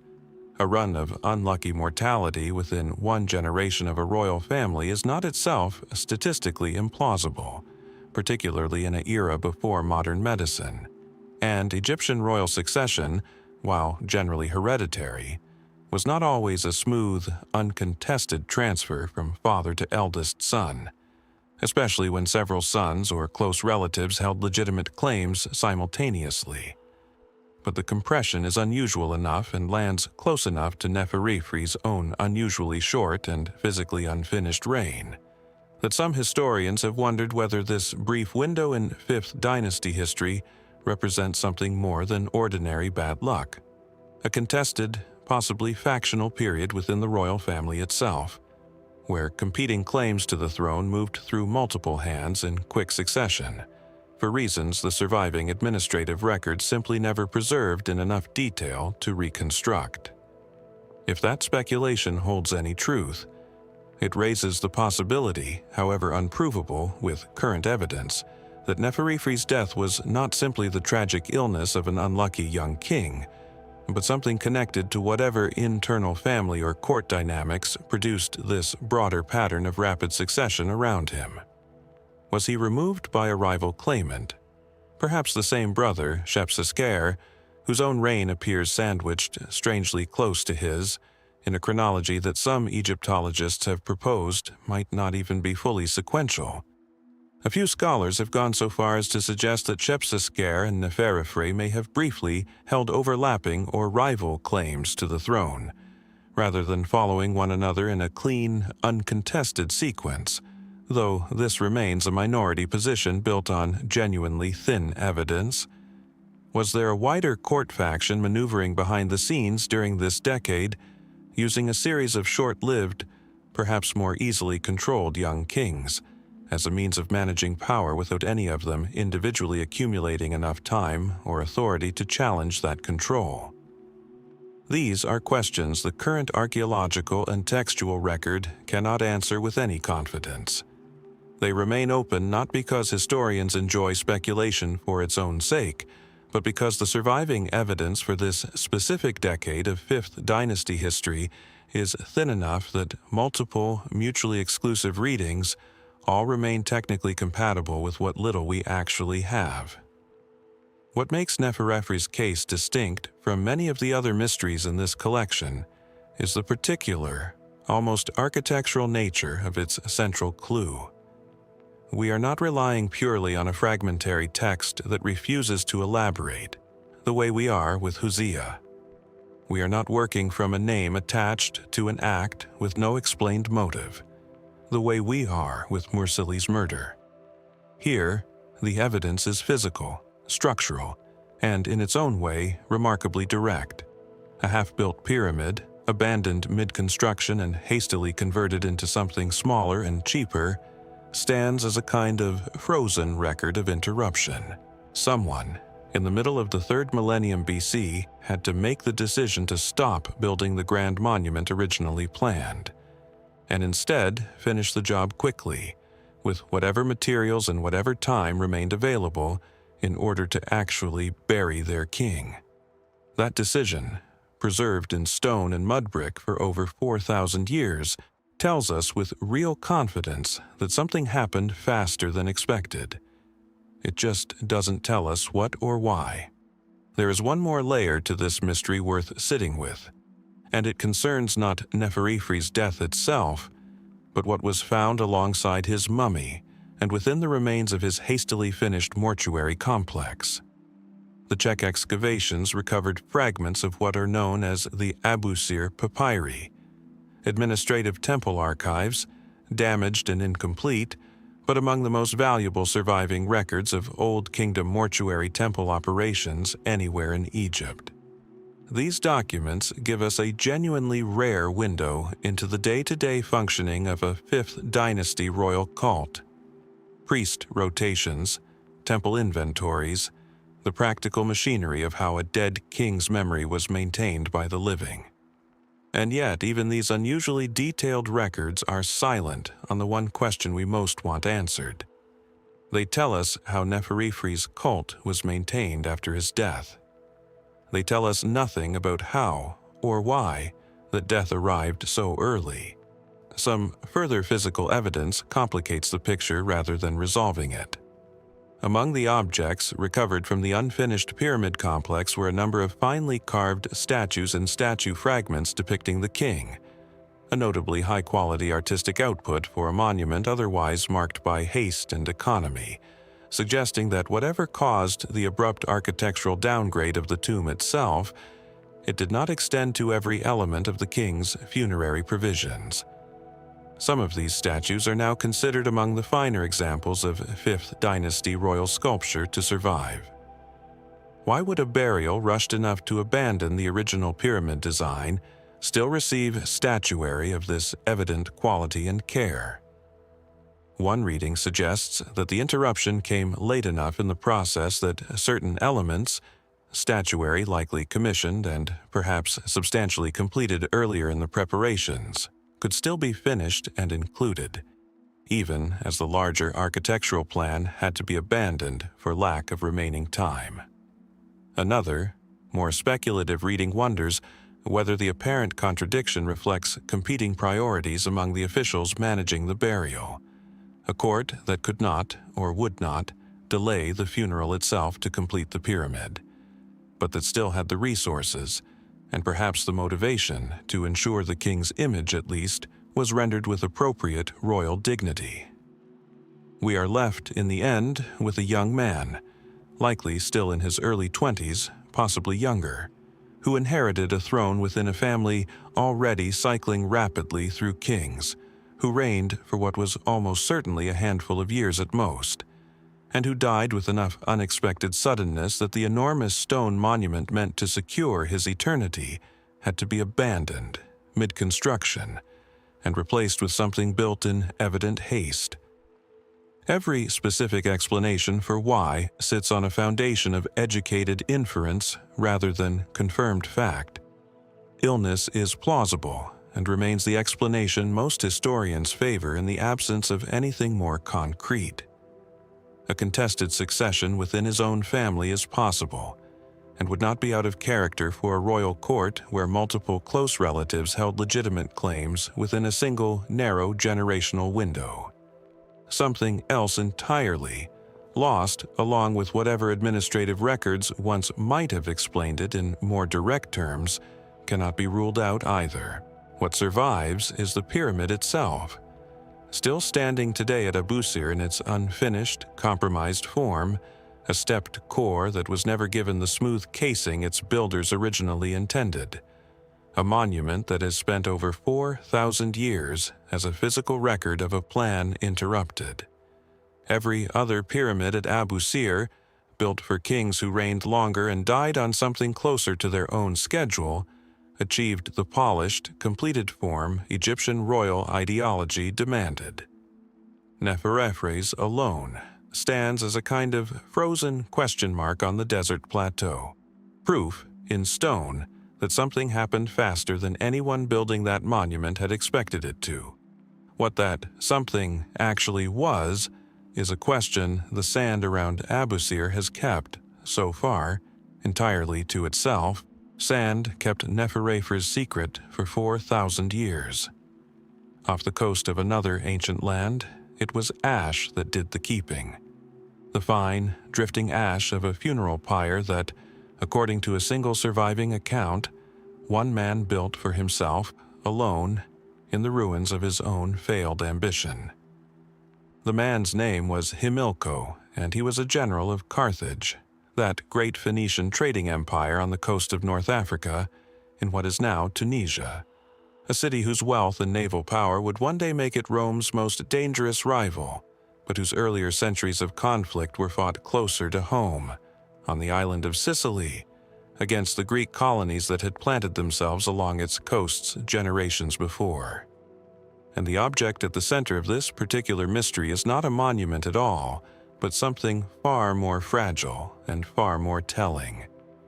The account of a single ancient historian, writing more than a century after the events he describes, whose version of Himilco's end is the only version that survives, and whose reliability, like so much else in this collection, cannot be fully verified against any second independent witness.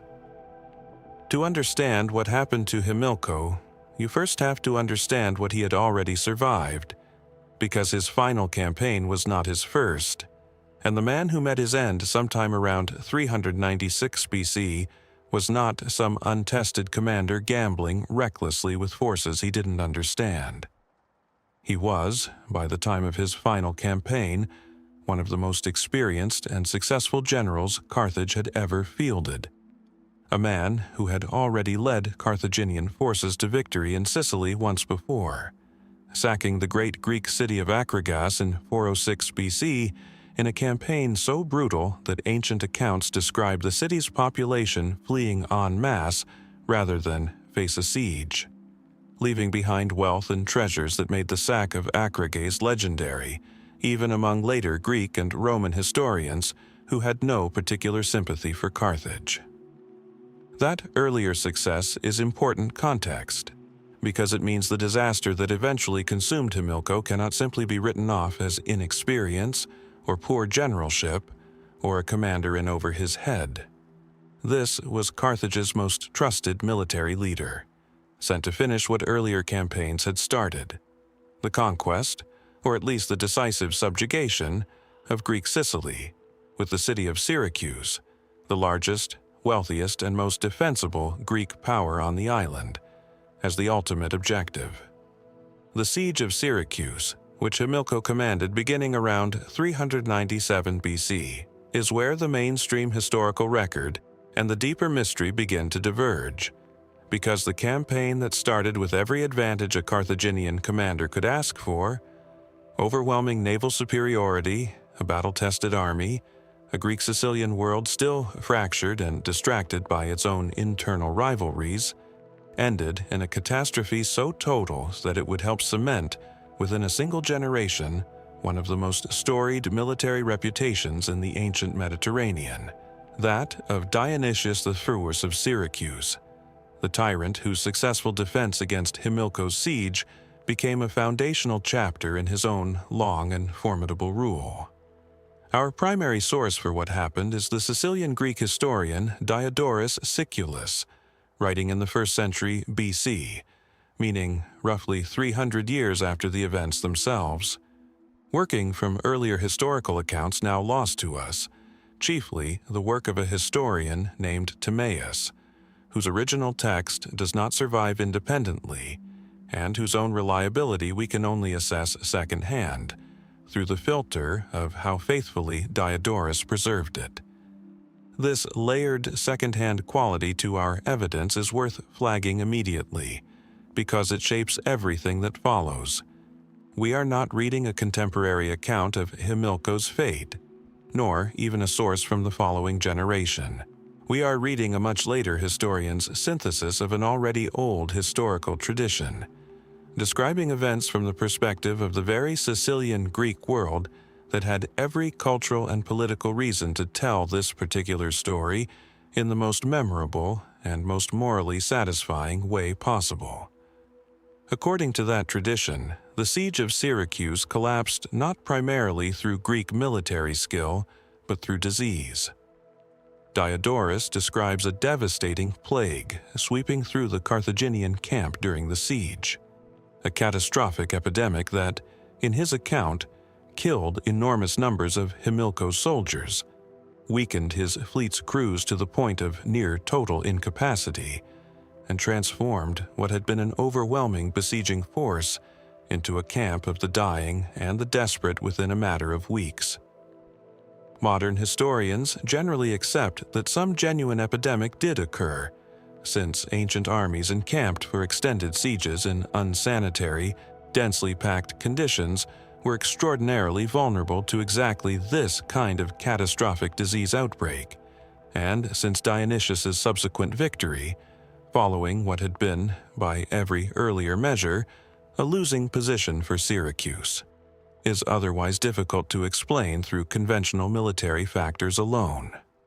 Something clearly broke the Carthaginian siege from within, and disease remains the explanation best supported by the pattern of what followed. What happened next, according to Diodorus, is where the account moves from documented military disaster into something closer to a scene from tragedy.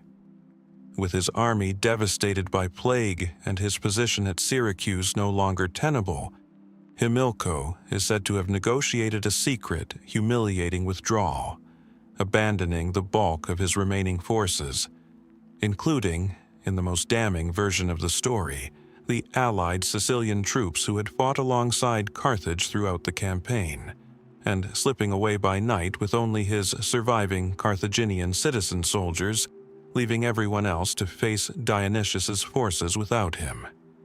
It is, in the framing of Diodorus's account, not simply a defeat but a betrayal, a commander saving what remained of his own people's soldiers while leaving allies to whatever fate awaited them. And then, according to this same tradition, Himilco returned home to Carthage, and there, consumed by shame at the scale of the disaster and the manner of his own escape from it, he is said to have shut himself away, refused all food, and starved himself to death. This is the detail that has made Himilco's story linger in a way that a simple battlefield death would not have. A general who survives a plague, survives a catastrophic military collapse, survives the long and dangerous journey home across the sea, and then, safely returned to the city he served, chooses to end his own life not through violence, but through the slow, deliberate refusal of food, in what Diodorus frames as an act of grief and self-imposed judgment for what he had done and for what he had failed to prevent. Is this what actually happened? Here is where the careful historian has to slow down, because everything about this story's structure should, at minimum, raise a note of caution, even if it doesn't necessarily make the account false. Consider first the narrative shape of the story itself. A proud commander, brought low by catastrophe partly outside his control, who abandons his allies to save his own people, and who then punishes himself with a slow, voluntary death out of shame. This is precisely the kind of moral arc that ancient historiography, and Greek historiography in particular, was drawn to again and again, because it delivers exactly the kind of poetic justice that made history not just a record of events, but a form of moral instruction for its ancient audience. We saw an echo of this same narrative instinct with Bagoas, poisoned by the same method he had allegedly used against Artaxerxes III, a satisfying symmetry that a careful historian has to treat with some suspicion precisely because it is so satisfying. Himilco's death carries a similar shape. The arrogant conqueror of Akragas, humbled and finally consumed by the shame of his own failure. Whether that shape reflects genuine historical memory or reflects centuries of Sicilian Greek storytelling, reworking a Carthaginian general's death into a morally tidy conclusion for an enemy who had, in earlier years, sacked one of their own great cities, is a question the surviving sources simply cannot answer with confidence. Consider, too, the near-total absence of any surviving Carthaginian perspective on these events. Carthage's own historical and administrative records have survived to us in only the barest fragments, largely because of the Roman destruction of the city in 146 BC, more than 2 centuries after Himilco's death, an event so thorough that it deliberately erased much of Carthage's own documented self-understanding of its history, leaving later generations dependent almost entirely on the accounts of Carthage's enemies and rivals, Greek and, later, Roman historians who had no particular incentive to preserve a flattering or even a neutral account of a Carthaginian general's final days. We have no Carthaginian voice to weigh against Diodorus's version. We have no administrative or religious record from Carthage itself describing how Himilco's death was understood, mourned, or explained within his own city, the way we at least have fragments of temple records for Neferefre, or a formal legal proclamation for Huzziya. What we have is a story told entirely by the losing side's eventual victors, transmitted across 3 centuries before it reached the form in which it survives today.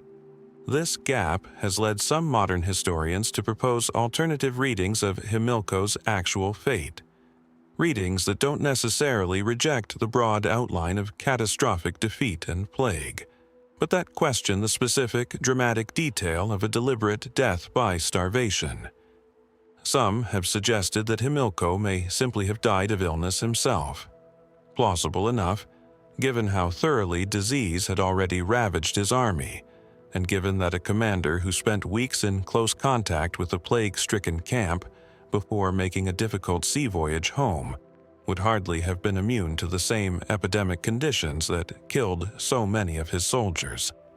Under this reading, the dramatic story of voluntary starvation may represent a later narrative embellishment, transforming an unremarkable death from lingering illness into the more morally resonant image of a shamed general choosing his own end.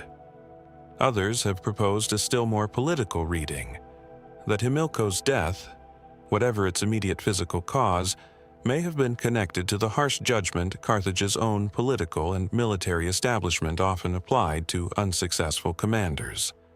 Carthaginian tradition, as recorded in various ancient sources describing later Carthaginian history, held its generals to a notoriously severe standard of accountability for military failure, with some later Carthaginian commanders facing formal punishment, exile, or even execution for defeats considered to reflect poorly on the city's honor or interests. Under this reading, shame may not have been a purely private, internal emotion driving Himilco to voluntary starvation, but something closer to an anticipated or actual judgment from Carthaginian authority itself, one severe enough that a controlled, self-directed death might have represented the least dishonorable outcome available to a general who understood, better than anyone, exactly how his own city was likely to receive news of what had happened at Syracuse. There is a further, more speculative thread worth noting, because it touches on a detail Diodorus includes almost in passing, and that later historians have sometimes read as more significant than the original text perhaps intended.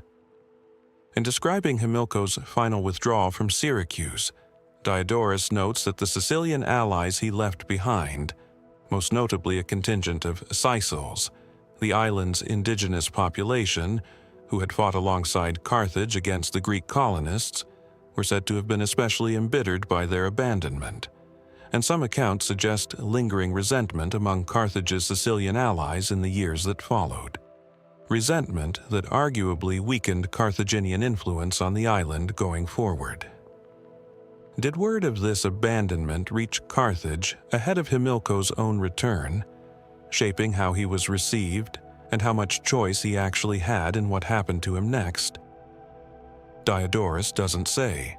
The text simply moves from catastrophe to disgrace to death, without ever fully accounting for the political and social machinery that would have surrounded a failed general's return to a major ancient city-state, machinery that surely existed, even if the surviving record chose not to preserve its details. What remains, when you set aside the vivid, morally satisfying image of a general locking himself away and refusing all food, is a more basic and more genuinely uncertain set of facts. Himilco commanded a catastrophic military failure at Syracuse, a failure driven at least partly by a real and devastating outbreak of disease. He returned to Carthage, and within a relatively short time afterward, by every surviving account, he was dead. The specific manner of that death, deliberate, self-imposed starvation, driven by personal shame, comes to us from a single narrative tradition, preserved by historians writing generations after the fact, working from sources composed by the very civilization whose greatest Sicilian city Himilco had once, in an earlier campaign, brought to its knees. Was Himilco's end truly an act of self-punishment? A proud man choosing the manner of his own destruction rather than face the judgment of his city? Or is that image, however evocative, closer to a piece of Victor's storytelling, a satisfying, morally legible ending grafted onto a death that may have arrived through disease or through the harsher, more institutional judgment of Carthage's own political establishment, in ways the surviving Greek and Roman sources either didn't know or didn't think worth preserving? Carthage's own voice on the matter is silent, buried along with so much else of that civilization's self-recorded history beneath the rubble the Romans left behind 2 centuries later. What we're left with is ash. The ash of a funeral pyre a defeated general is said to have built for himself, and the ash, less literal but no less complete, of an entire civilization's own account of what actually happened to one of its most accomplished commanders in the final days after his greatest failure. We should pause here for a moment on something that connects every story in this collection so far, before we cross into Athens. Each of these disappearances has left behind a fragment large enough to build a theory on: a tablet, a cartouche, a pyramid, a chronicler's second-hand account. But what happens when the fragment isn't a document or a monument at all, but a family? What happens when the people who vanish from the record aren't kings or generals, but the wife, the sons, and the daughters left behind when a great man's story ends? The ones history rarely bothers to follow once the famous name at the center of the story is gone. That is the question at the heart of our next case, and it begins not with a tomb or a battlefield, but with a small, weathered stone monument that once stood, according to the Roman-era travel writer Pausanias, who claimed to have seen it centuries later, on a headland above the harbor of Piraeus, looking out toward the sea. Local tradition in Pausanias's time held that this was the tomb of Themistocles, the Athenian statesman who had, more than any other single figure, engineered the naval victory at Salamis in 480 BC that broke the Persian invasion of Greece and preserved, however narrowly, the independent existence of the Greek city-states as we know them. And the strange thing about that tomb, if the tradition attached to it is accurate, is that Themistocles was not supposed to be buried anywhere near Athens at all. He was supposed to be buried in Persia, in the city where he died in exile, a traitor by Athenian law, forbidden from ever setting foot on Athenian soil again, dead or alive. To understand why his family's fate becomes its own mystery, you first have to understand how completely Themistocles' own story ended in reversal. The man who saved Athens from Persian conquest at Salamis spent the final years of his life not as a celebrated hero, but as a hunted exile, condemned, ostracized, and eventually formally charged with treason by the very city he had saved, accused, according to Thucydides, of secretly conspiring with Persia during a separate political scandal involving the Spartan general Pausanias. Whether that specific charge was true or fabricated by Themistocles' many political enemies at home remains its own contested question among historians of this period. What is not contested is the outcome. Themistocles fled Greece entirely, moving first through several Greek territories that considered him too dangerous or too politically toxic to shelter for long, before finally doing something that must have seemed almost unthinkable to his former countrymen. He sought refuge with the Persian crown itself, the very empire whose invasion he had personally been most responsible for defeating. And the Persians remarkably took him in. The king, Artaxerxes I, according to both Thucydides and the later, more elaborate account preserved by Plutarch, welcomed Themistocles with genuine honor, rather than treating him as a captured enemy, granting him governance over the city of Magnesia on the Meander, in Persian-controlled Asia Minor, along with substantial revenues from several surrounding territories, an arrangement so generous that Themistocles is said to have lived out his final years there not as a broken exile scraping by on foreign charity, but as something closer to a semi-autonomous local ruler, drawing income and authority directly from the Persian crown he had once defeated in open war.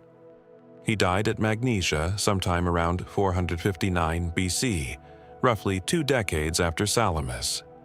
The ancient sources disagree, characteristically, on exactly how. Thucydides reports simply that he died of illness, while later, more dramatic traditions preserved by Plutarch claim he took his own life by drinking bull's blood, unable to bear the prospect of eventually being called upon by the Persian king to lead a military campaign against the very Greek cities he had spent his earlier life defending. Modern historians generally treat the suicide story with real skepticism, in much the same way we've treated other neatly poetic ancient death narratives throughout this collection. It fits too well into the tragic arc later writers wanted to tell about a hero undone by his own reversal of fortune, and Thucydides, writing closer to the actual events, notably declines to repeat it. But it is what Thucydides says next, almost in passing, in a single understated sentence, that opens the door to the mystery this chapter is actually about. He notes that some say Themistocles' bones were secretly brought back to Attica by his relatives after his death, and buried there without the knowledge or consent of the Athenian state, in direct violation of the law that had exiled him as a traitor in the first place. Sit with the strangeness of that claim for a moment. If true, it means that at some point after 459 BC, members of Themistocles' own family undertook a covert operation, smuggling the remains of a man formerly condemned by Athens back into Athenian territory, and burying him there in defiance of a law that, if discovered, could presumably have brought serious consequences down on whoever carried it out. Thucydides himself, notably careful and skeptical throughout his history, does not fully endorse this account as confirmed fact. He reports it as something people said, a tradition already circulating within a generation or two of Themistocles' death, without committing to its literal truth. But he doesn't dismiss it either, and the fact that a historian of his caliber thought the claim credible enough to include it all tells us something about how seriously it was taken by people much closer to the events than we are. This is where Themistocles' family enters the story directly, and where the record about them becomes genuinely difficult to reconstruct with any confidence. Themistocles had, by most ancient accounts, a large family. Sources describe as many as 5 sons and several daughters, born across 2 marriages, a substantial household even by the standards of a prominent Athenian statesman. What happened to all of them after his exile and death is where the ancient sources begin to thin dramatically, offering scattered, sometimes contradictory fragments rather than any coherent, continuous account. Plutarch, writing his biography of Themistocles centuries later, tells us that at least some of the family accompanied him into exile, living with him at Magnesia under Persian patronage during his final years. But Plutarch also preserves a separate, harder-to-verify tradition suggesting that other members of the family, precisely which ones, the sources don't agree, either remained behind in Greek territory during the exile, or eventually made their way back to Athens itself sometime after Themistocles' death, quietly reintegrating into Athenian society despite their father's formal status as a condemned traitor. If that second tradition holds any truth, it raises an immediate and fairly obvious question. How does the family of a man condemned for treason simply return to the city that condemned him, without the ancient sources bothering to record any resulting controversy, trial, or formal reckoning over their status? Athenian law and custom generally treated the households of condemned traitors with real severity. Property could be confiscated, civic rights suspended, descendants sometimes formally barred from certain honors or offices for generations. And yet, later Athenian sources, including some scattered epigraphic evidence, inscriptions naming individuals who identified themselves, generations later, as descendants of Themistocles, suggest that at least some branch of the family not only returned to Athenian life, but eventually recovered a measure of social standing there, without any clearly surviving record of how, or under what, specific legal or political arrangement, that reconciliation actually happened. Meanwhile, a separate and better documented thread of the family's story unfolds not in Athens at all, but back in Magnesia, the Persian-granted territory where Themistocles had lived out his final years. Later inscriptions recovered from the region, dating from periods well after Themistocles' own death, in some cases centuries later, into the Hellenistic and even Roman periods. Record individuals identifying themselves as descendants of Themistocles who continued to hold prominent civic and priestly offices in Magnesia itself, apparently maintaining some form of hereditary local prestige tied directly to their ancestors' original Persian grant, long after the political circumstances that had created that grant in the first place had completely changed. This is a genuinely remarkable detail, when you think about it. A family line that had been formally erased from full standing in Athens, by Athens' own account, nonetheless managed to preserve a documented, continuous, honored lineage 1,000 kilometers away, in a foreign territory. For generations after the political crisis that had exiled their ancestor there had become ancient history even to the people living through its aftermath. So, which is it? Did Themistocles' family split, with one branch remaining permanently at Magnesia to maintain the Persian-granted inheritance, while another branch quietly returned to Athens to reclaim what standing it could?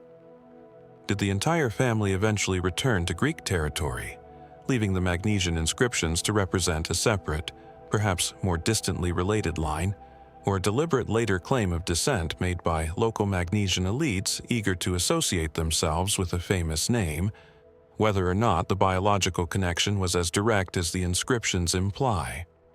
The ancient sources, thin and scattered across centuries as they are, simply don't allow us to reconstruct a single, confident family tree connecting Themistocles' immediate children to either the Athenian returnees Plutarch mentions or the Magnesian office holders the later inscriptions name. And this is where the deeper mystery of this chapter really lives, not in a single dramatic death, the way it did with Mursili or Bagoas's victims, but in something quieter and in its own way more unsettling. An entire family's fate, scattered and rendered essentially untraceable in the years immediately following their father's exile and death, at exactly the moment in history when a coherent record of what happened to them would have mattered most. Consider what's actually at stake in the unresolved question of Themistocles' bones. If the tradition Thucydides records is true, that family members secretly smuggled his remains back into Attica for burial, then someone within that family took on very real personal risk to do it, defying Athenian law for reasons the sources never explain in any detail. Was this simple filial devotion, a family determined to give their patriarch a proper burial in his homeland regardless of the political cost?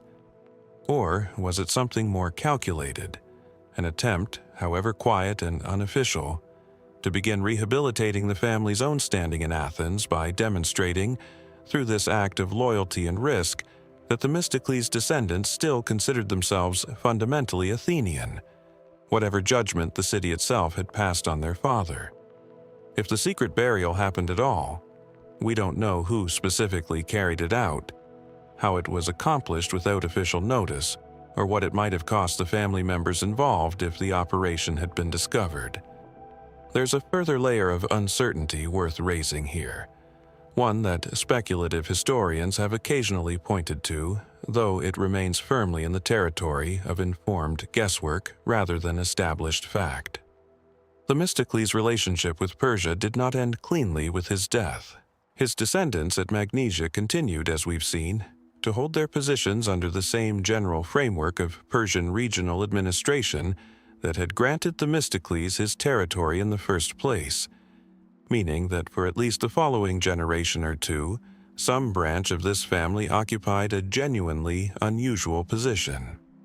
Descendants of a celebrated Greek hero, living as trusted, semi-autonomous local administrators within the Persian imperial system that Hero had once defeated in open war. Did that arrangement create ongoing tension for family members who may have wanted or needed to maintain connections in both worlds, a foot in Persian-administered Magnesia, and perhaps another, more careful and unofficial foot back in Athenian Greek society?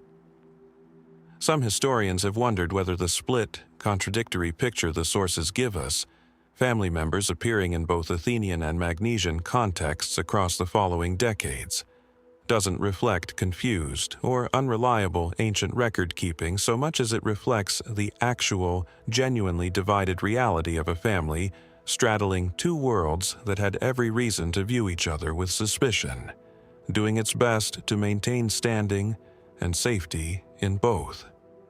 We are left, in the end, without a single dramatic culprit or a single confirmed fate, the way we are with so many of the other cases in this collection.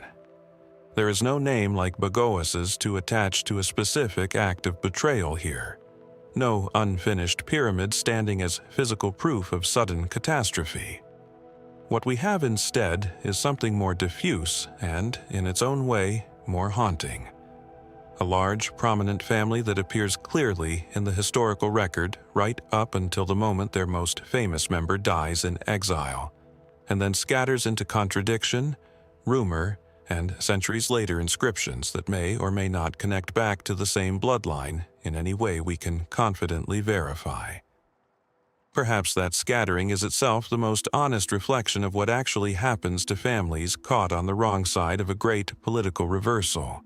Not a single dramatic ending, but a slow, uneven dispersal across borders, loyalties, and generations, only partially visible to us now through the gaps between what different sources chose to record. The stone that once stood above the harbor at Piraeus, if it really was Themistocles' tomb, is long gone, its exact location lost along with so much else from this period. What lingers instead is the quieter, harder question underneath it.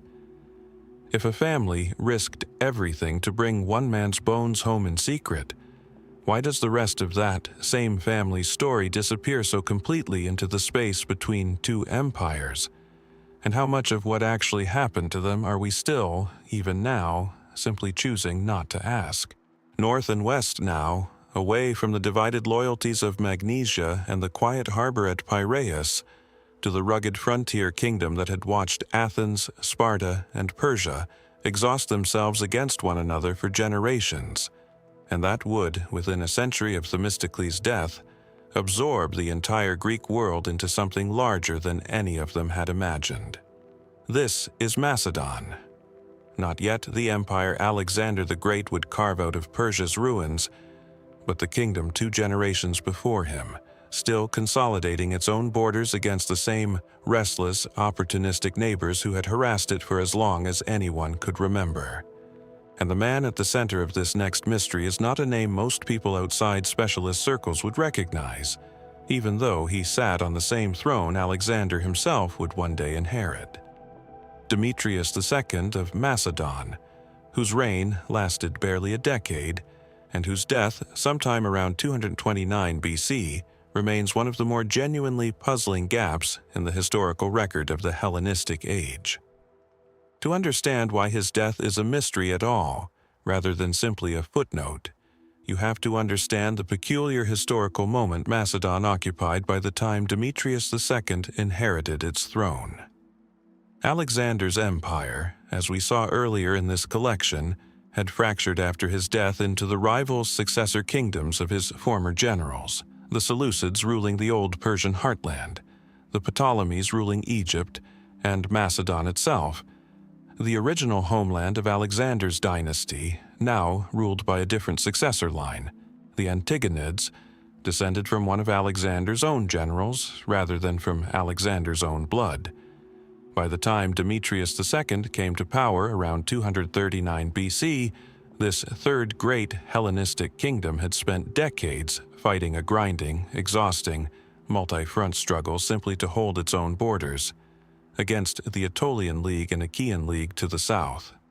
Loose but increasingly assertive confederations of Greek city-states pushing back against Macedonian dominance, and against a newer, more alarming threat pressing in from the north and west. The Dardanians, an Illyrian people whose raids into Macedonian territory were becoming, by the final years of Demetrius's reign, an increasingly serious strategic problem rather than a peripheral nuisance.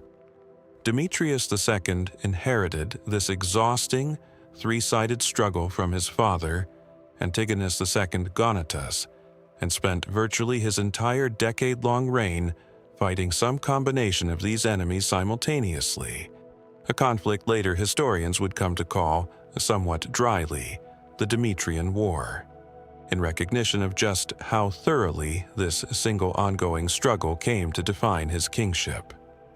And it is within the final phase of that grinding, multi-front conflict that his death occurs, not in some isolated, ambiguous circumstance far from witnesses, the way Huzziya's disappearance or Pleistoanax's withdrawal unfolded, but apparently in the middle of active, documented warfare against the Dardanians, sometime around 229 BC. Here is where the mystery begins to take its actual shape, because unlike several of the deaths we've examined already in this collection, the ancient sources broadly agree that Demetrius II died in battle, or in the immediate aftermath of one, fighting against Dardanian forces that had pushed deep into Macedonian territory. This is not, on its surface, a death that should require much explanation at all. Kings died in battle throughout the ancient world with grim regularity, and a Macedonian king who had spent a decade fighting near constant wars on multiple fronts dying in one more such campaign would hardly, by itself, register as anything unusual. But the specifics of what our surviving sources actually tell us, and just as importantly, what they conspicuously fail to tell us, are where the case grows genuinely strange. Our primary window into this period comes from the Roman historian Justin, writing centuries later, whose work survives as an epitome, a condensed summary, of an earlier and much more detailed history by Pompeius Trogus, a text that does not survive independently at all. This means that for Demetrius II's death, we are relying on a summary of a summary, a compression of what may once have been a far more detailed original account, filtered through a later Roman epitomizer whose own priorities and editorial choices about what to include and what to leave out we have no way of fully reconstructing. This is, if anything, an even thinner evidentiary chain than the one we worked with for Himilco, where at least Diodorus preserved a relatively full narrative built from Timaeus. Here, we're working from what amounts to the ancient equivalent of an abridged summary of a summary. And what that thin chain of sources actually tells us about Demetrius II's death is remarkably sparse. Justin's epitome states, in essence, that Demetrius II died fighting the Dardanians after suffering a serious military defeat, one significant enough that it left Macedonia's northern frontier dangerously exposed in the years immediately following his death. But the text does not describe the specific circumstances of his death in any real detail. No account of the battle itself, no description of how the king died in the fighting, no clear indication of whether he died on the battlefield in the heat of combat, succumbed later to wounds received there, or met his end in some other circumstance connected to, but not identical with, direct combat. This vagueness would perhaps be unremarkable on its own. Ancient sources routinely compress military campaigns into a sentence or two, and the death of any individual king, however significant to us now, was often just one detail among many in a much longer, messier narrative of regional conflict. But several additional details scattered across the fragmentary evidence for this period complicate the simple picture of a king who died bravely, if unluckily, on a contested northern frontier. Consider, first, the strategic context immediately surrounding Demetrius II's final campaign. Some ancient evidence, again filtered through later, compressed sources rather than any contemporary account, suggests that in the years just before his death, Demetrius II had made a series of diplomatic and military decisions that had left Macedon in an unusually isolated and vulnerable position relative to its rivals. He appears to have alienated the Achaean League through earlier interventions in Greek affairs, and Macedonian resources, already strained by the ongoing multi-front war, may have been stretched further by these accumulating diplomatic failures at precisely the moment a renewed and apparently more serious Dardanian incursion arrived. Some modern historians have wondered whether the scale of the defeat that killed Demetrius II reflects not simply bad battlefield luck, but a kingdom whose broader strategic position had been quietly deteriorating for years, in ways the compressed ancient sources simply don't have the narrative space to fully explain. Consider, too, a stranger and more specific detail that some ancient evidence associates with the final years of Demetrius II's reign. A marriage alliance, contracted not long before his death, to a woman named Huzziya, herself connected to the royal line of Epirus, a neighboring kingdom to Macedon's west, whose own internal politics were, during this exact period, undergoing significant upheaval following the collapse of its own royal dynasty. Some later, more speculative traditions surrounding this period suggest that Demetrius II's Epirote marriage and his broader diplomatic entanglements in that direction may have factored into the complicated web of regional rivalries that eventually left him exposed to the Dardanian threat from an unexpected angle, or with fewer reliable allies than a king in his position would ordinarily have wanted at his back during a major frontier campaign. The details here are genuinely thin, resting on fragments and later, secondary accounts rather than anything approaching a clear contemporary narrative, and any confident claim about exactly how Demetrius II's marital and diplomatic choices connect to the specific circumstances of his death would be overreaching what the actual evidence supports. But the coincidence of timing, a significant new marriage alliance, a shifting regional diplomatic picture, and a catastrophic military defeat, all compressed into the final handful of years of a single reign, has been enough to make some historians wonder whether the full story here is considerably more tangled than a king died fighting barbarian raiders, even if we cannot currently reconstruct exactly how. There is a further complication worth sitting with, one that echoes a pattern we've now seen repeat itself across several chapters in this collection. The question of who benefited from Demetrius II's death, and how smoothly or otherwise the Macedonian succession actually proceeded afterward. Demetrius II left behind a young son, Philip, the boy who would eventually grow up to become Philip V of Macedon, one of the more consequential Macedonian kings of the following generation, remembered chiefly for his prolonged and ultimately disastrous conflicts with the rising power of Rome.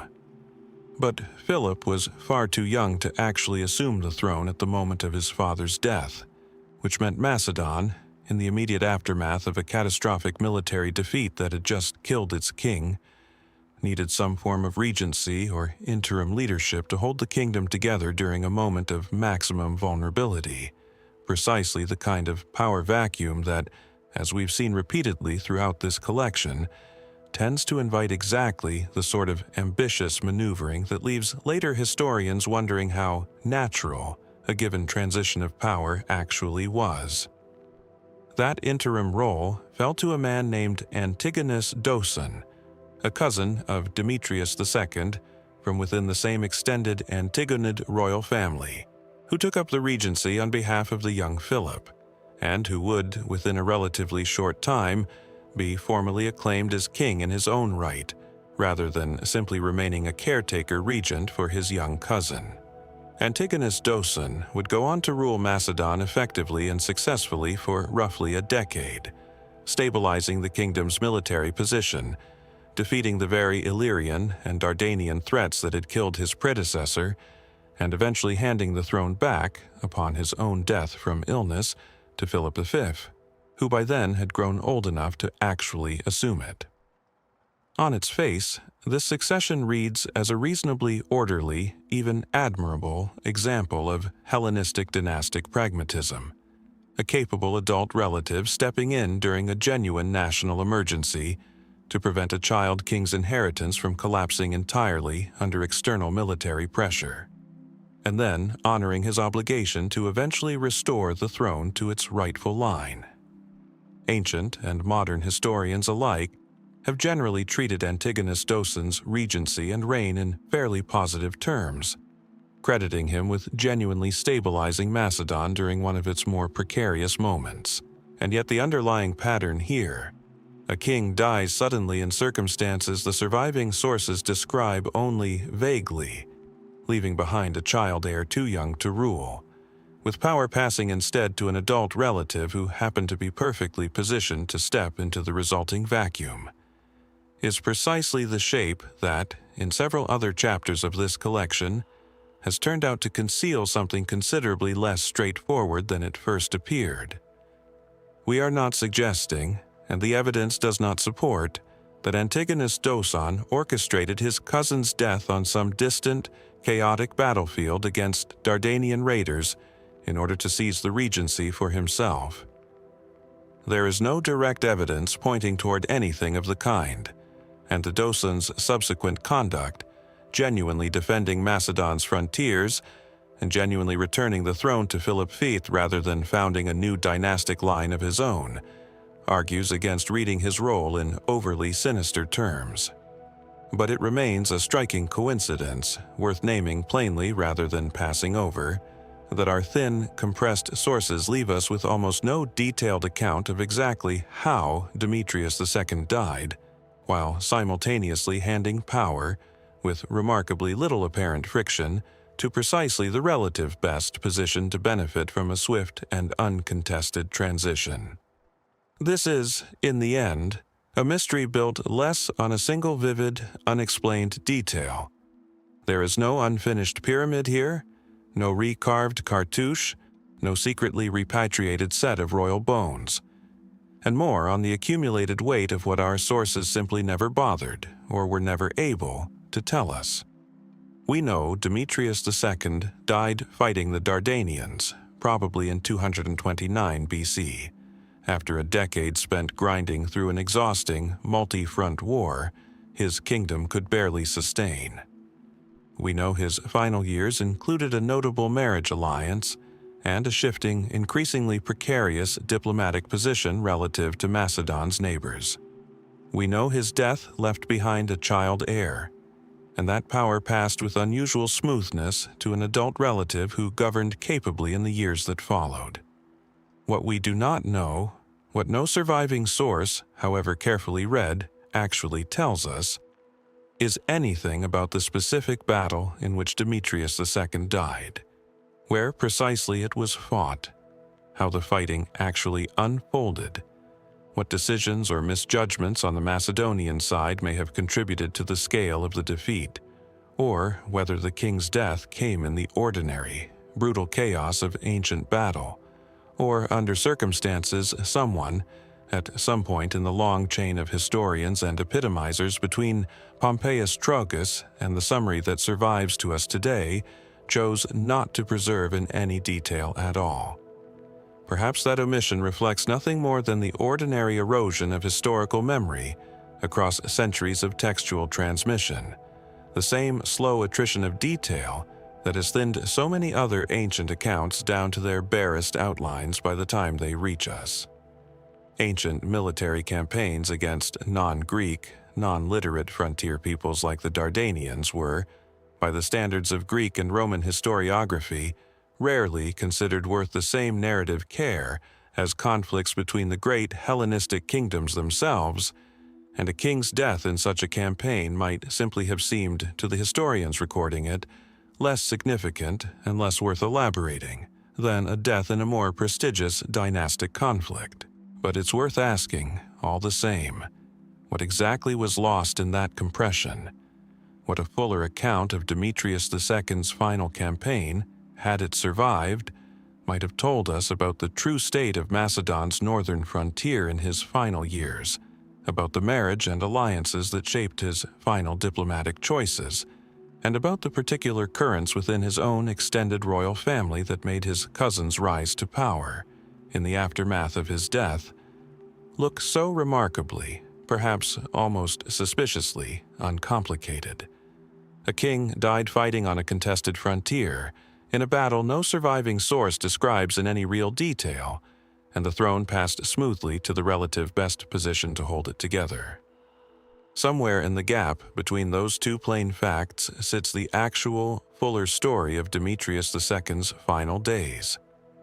A story that may be exactly as simple as it appears on the surface, or that may conceal, beneath centuries of compressed and recompressed historical summary, something considerably more deliberate than a king's bad luck on a Balkan battlefield. We are unlikely, at this distance, to ever fully close that gap, but it remains, like so many of the mysteries in this collection, a silence worth noticing precisely because of how convenient it turned out to be for everyone left standing after it fell.